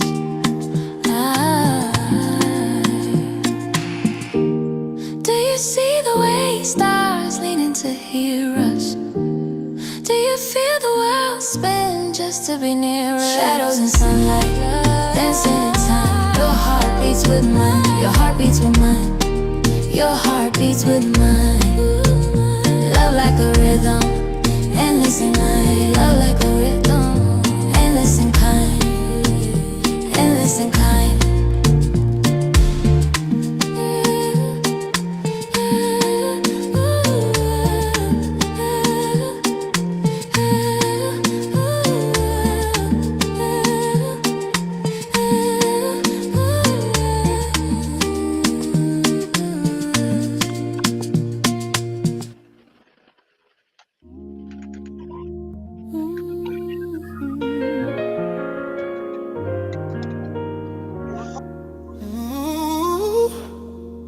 There are at least two sides to every story, yours and mine.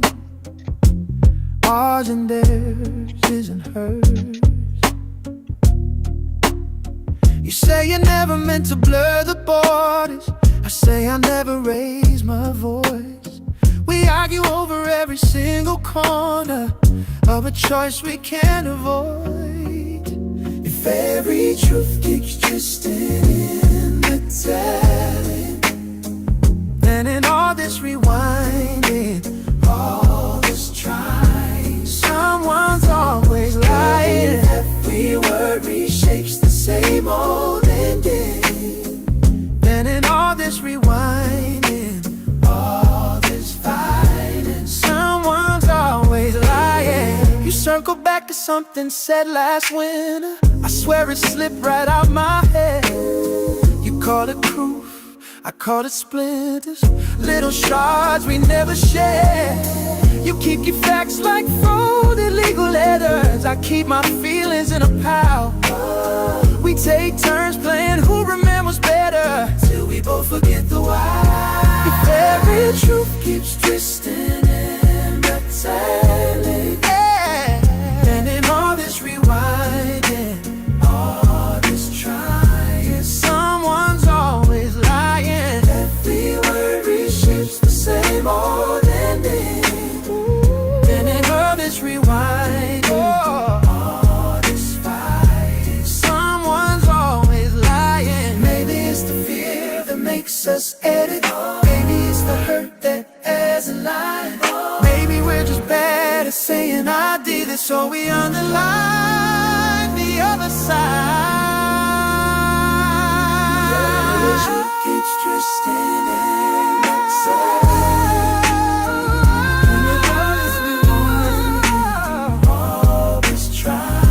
Someone's always lying. Every word reshapes the same old ending. And in all this rewind, all this silence feels like someone lying. In all this rewinding, all this trying, tell me who is lying.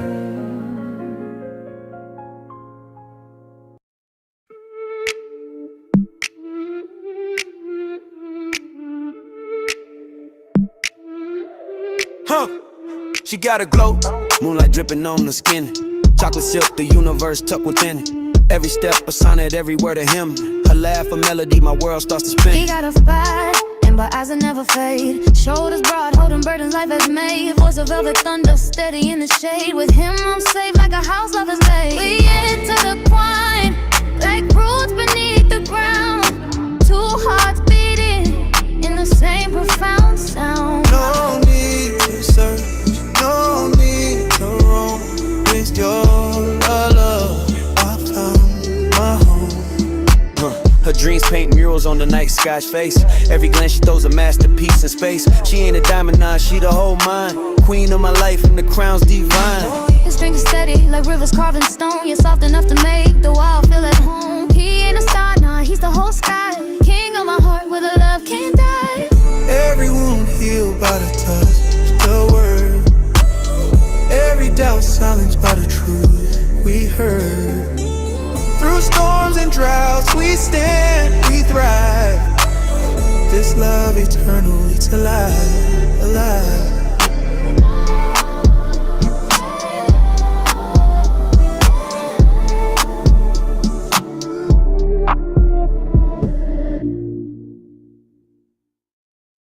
Oh, dude. That's Mr. Let's go on the track.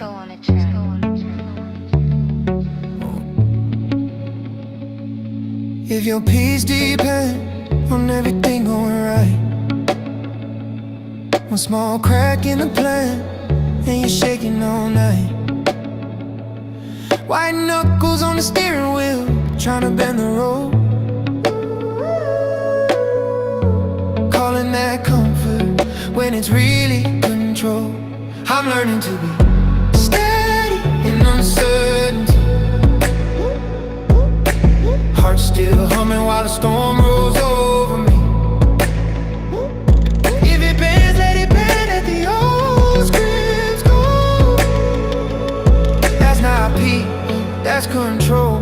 This here trembling, this here opening, that's real growth. I used to chase answers like they'd save my skin. Needed every door label before I walked in. Now I breathe in the question, let them echo and flow. I don't need every outcome to trust where I'm gonna go. I'm learning to be steady in uncertainty. Heart still humming while the storm rolls over me. If it bends, let it bend, let the old scripts go. That's not me, that's control. This here trembling, this here opening, that's real. Hands open, I clench low, vocal grip. Lose grip on what I think I know. I break a little, wake a little. Every time I let it flow. Call it fragile, call it break. Either way I won't let go of this shaky, sacred space where the fear turns into growth. I'm learning to steady in uncertainty. Heart still humming while the storm rolls over me. If it bends, let it bend, let the old scripts go. That's not peace, that's control. This here trembling, this here opening, that's real growth.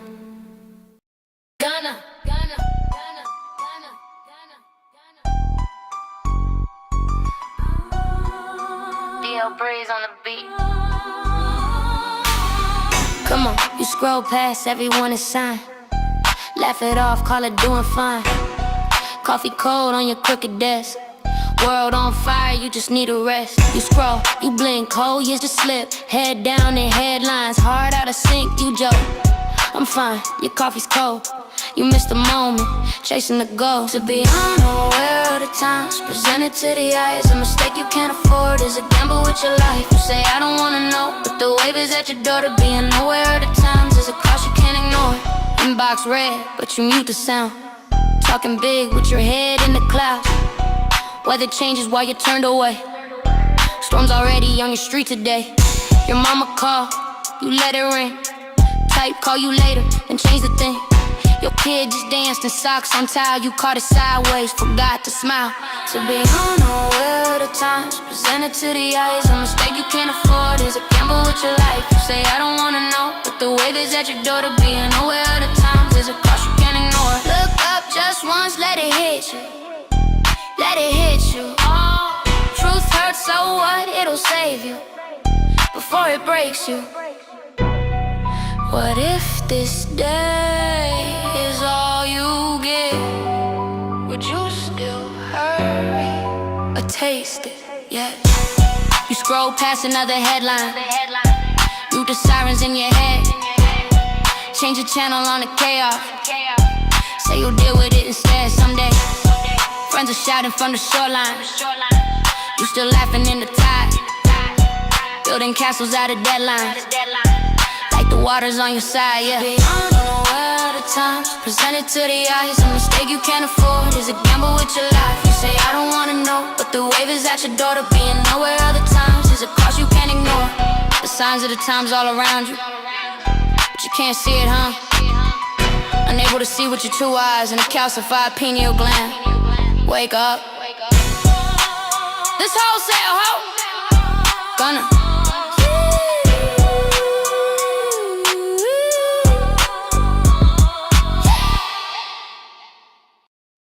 You really not him? No, no. You not him? No, no. You not him? Please believe it, please. You really not him.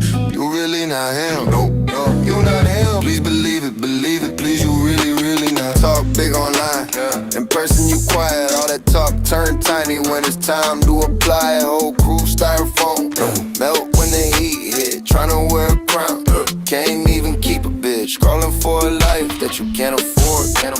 Borrowed every move, still your image look forced. I see through the act, every caption, every pic. You rehearsing in the mirror, but it still don't fit. You re-hated quotes, serving like their wisdom, chasing every trend, still can't find your rhythm. You measure every moment by the likes you get, but the room go dead when we really check your record. You not him, no, no. You not him, no, no. You not him. Please believe it, please. You really not him, no. You really not him, no, no. You not him. Please believe it, please. You really not him. 12 bars, breathe it in. Please believe it, please. You really not him. That's him in your head, talking big in the chat, go quiet in the flesh. Do we have to go through this again? Yeah, we do, cause you still pretend. Say you run plays, but you fumble the snap. Say you got smoke, but it's all in the cap. I seen real ones losing, still stand tall. You chase likes, can't look in the mirror at all. Please believe it, please. You really not him. Just story you tell yourself, you tell yourself. You really not him. No, no. You not him. No, no. You not him. Please believe it, please. You really not him. You really not him. No, no. You not him. Please believe it, please. You really not him. Even she know you're not him. You just talk loud, that's it. The whole crew was playing. All bark, no bite, no heart in it. You chase clout, I chase wins. You chase trends, I set them. You post proof, I live this. Every loss, that's pay gems. You want throne picks, fake crown. I get work done, break ground. You want phones out, fake sound. I got her ass up, face down. I told you you're not him. Stop rehearsing in my lane. You got costume, you got script. I got scars and I got a name. Nigga, I'm him. You really not him. No, no, you not him. Please believe it, please. You really not him. You really not him. No, no, you not him. Please believe it, please. You really not him. You really not him. No, no, you not him. No, no, you not him. Please believe it, please. You really not him. No, you really not him. No, no, you not him. Please believe it, please. You really not him.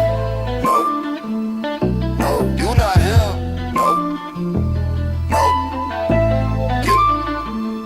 No, you not him. No, I am him. Skills on my skin, go green, I'm awake. Smoke in my lungs, whole world on my plate. And praying I fall like a shark in my fangs. Dame ring bells like a war horn bang. Fire, breathing dragon. Watch me light that sky up. Legend in the canyon. Every step that ground erupt. They talk big, they vanish on the myth they can't touch. Fire breathing dragon, say my name, that's bad luck. Blood on my claw, I don't beg, I claim. Walk through a storm, got a trail of flame. Castle on the cliff in my mark in stone. Every king in the book, just a stepping stone. Ash on my wings, still I rise, still I glide. They hide in the crowd, I ride mountain sides. Whole map mind, see the edges curve. Took one deep breath, change the world. Fire, breathing dragon. Watch me light that sky up. Legend in the canyon. Every step that ground erupt. They talk big, they vanish. I'm the myth they can't touch. Fire, breathing dragon. Say my name, that's bad luck. Plate full of trophies, metal and heaps. Didn't buy one, every one I keep. Can't came from the dark with a break. Don't go, turn that fear to a burning glow. They write my story, can't spell my rage. Every bar carved like a claw through a page. You chase trends, I chase horizons. You see smoke, I see my island. Ooh, on war with a living quake. Heart too hot, make the rivers bake. You hear that roar when the cloud bank shakes. That's my hunger, that's your mistake. Fire breathing dragon, watch me like a sky up. Legend in the canyon, every step that ground erupt. They talk big, they vanish. Some are made for bait, can't touch. Fire breathing dragon, say my name, this bad luck. Bad luck, bad luck, bad luck, bad luck.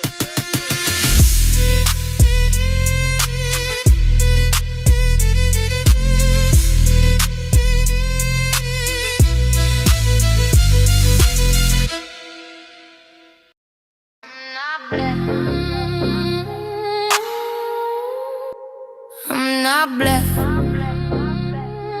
Yeah. I'm not a box that you checked on the phone.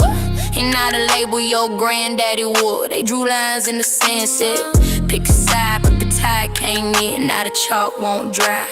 They sell colors like jerseys and flags, turn us into hashtags and tags. But when I'm looking in your eyes, I don't see stats, just the whole damn life that they cut in half. I'm not black, you can't put me in the Crayola box. For more than what they wrote in bright bow tie. They split the sky, said wrong and right, but we all bleed through the same thin line. Tear that script, rip that page. We don't fit in that cage.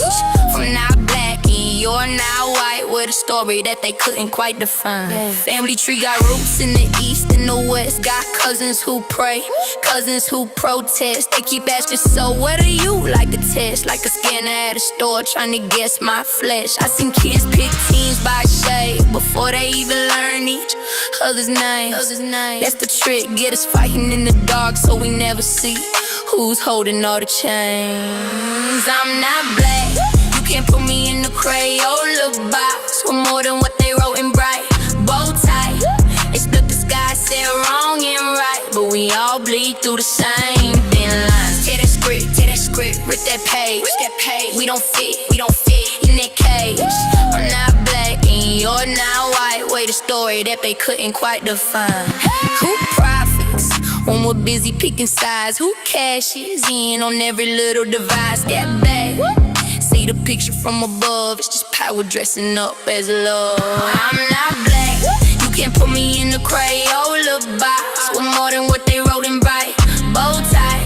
They split the sky, said wrong and right, but we all bleed through the same thin line. Tear that script, rip that page. We don't fit in that cage. I'm not black and you're not white. What the colors that they never could confine.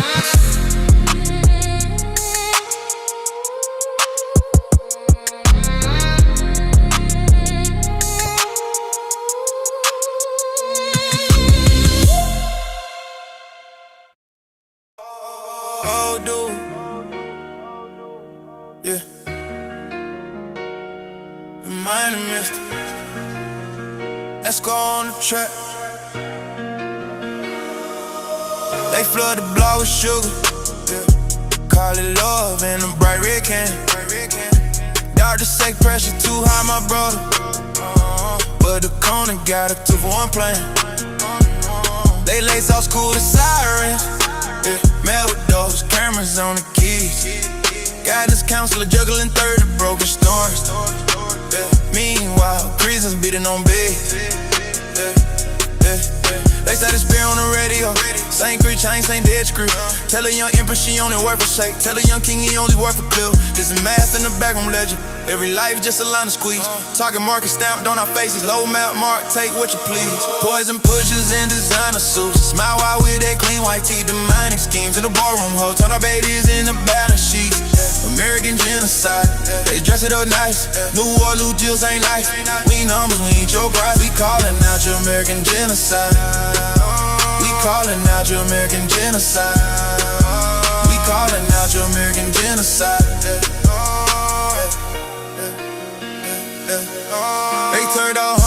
a slogan. Dollar man, you right by the church. Ashy playground broken, swing set, liquor store shining on every purse. They cut the bus line to blame us. When we late, when we can't clock in. Boss man talking my personal feelings. His cousin wrote the law, we drowning in. They call it church when they poison water.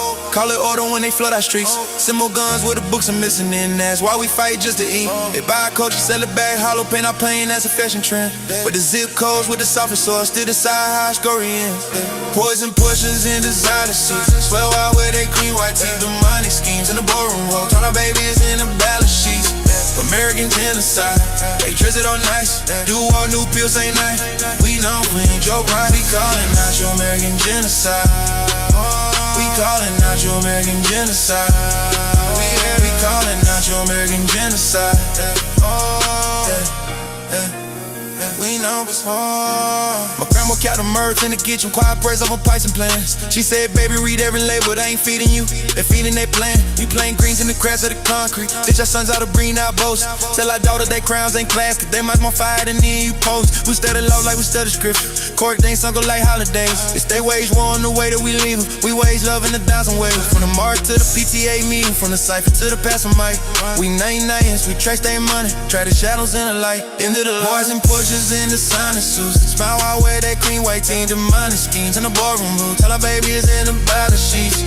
American genocide. They dress it all nice. New war, new pills ain't nice. We know when Joe Biden calling out your American genocide. We calling out your American genocide. We calling out your American genocide. We live and do to some America.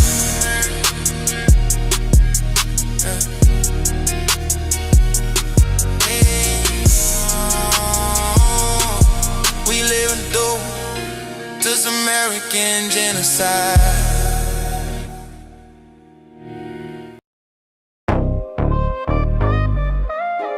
Yeah. Listen up. You have to pick a side. Yeah.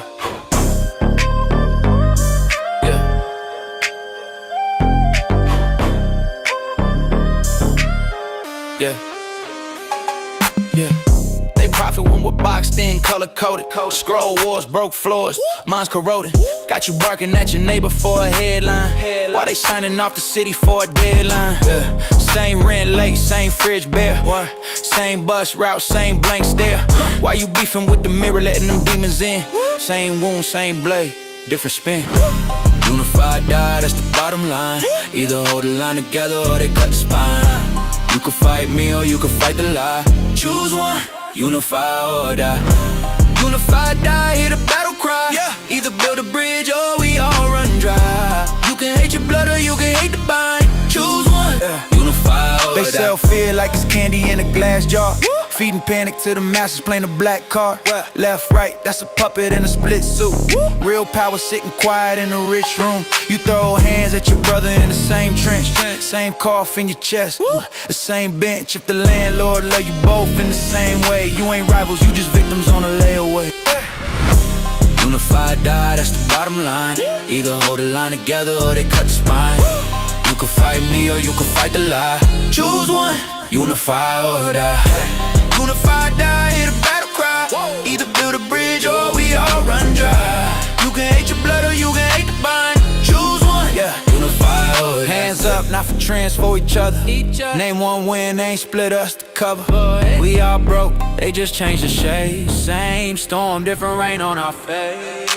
I'm from a place where they rather see us vilify. Scrolling through the pain, pick a side, then we signify. Algorithm war, every comment like a battle cry. Either we expand the circle, or we simplify. Feet keep telling me I'm right, that's a lullaby. Rockets saw to sleep, while the roof sitting over fire. Leaders talk tough, but they courage only monetized. I'm just trying to build a bridge higher than the border signs. Kids growing up thinking empathy is obsolete. Hearts on red receipts, love lost in the data sheet. History repeats when we treat truth like a product line. Either share the water or we watch the whole garden die. So I look my people in the face when the sirens cry. Pull each other up even when we don't see eye to eye. Hands in the middle, swear we live in what we testify. Say we rise together, this the code, unified die.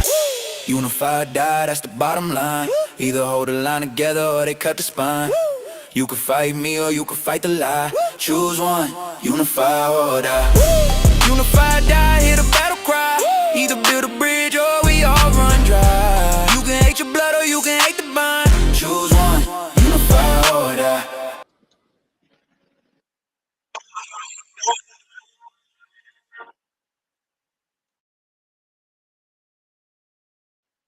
Deuces.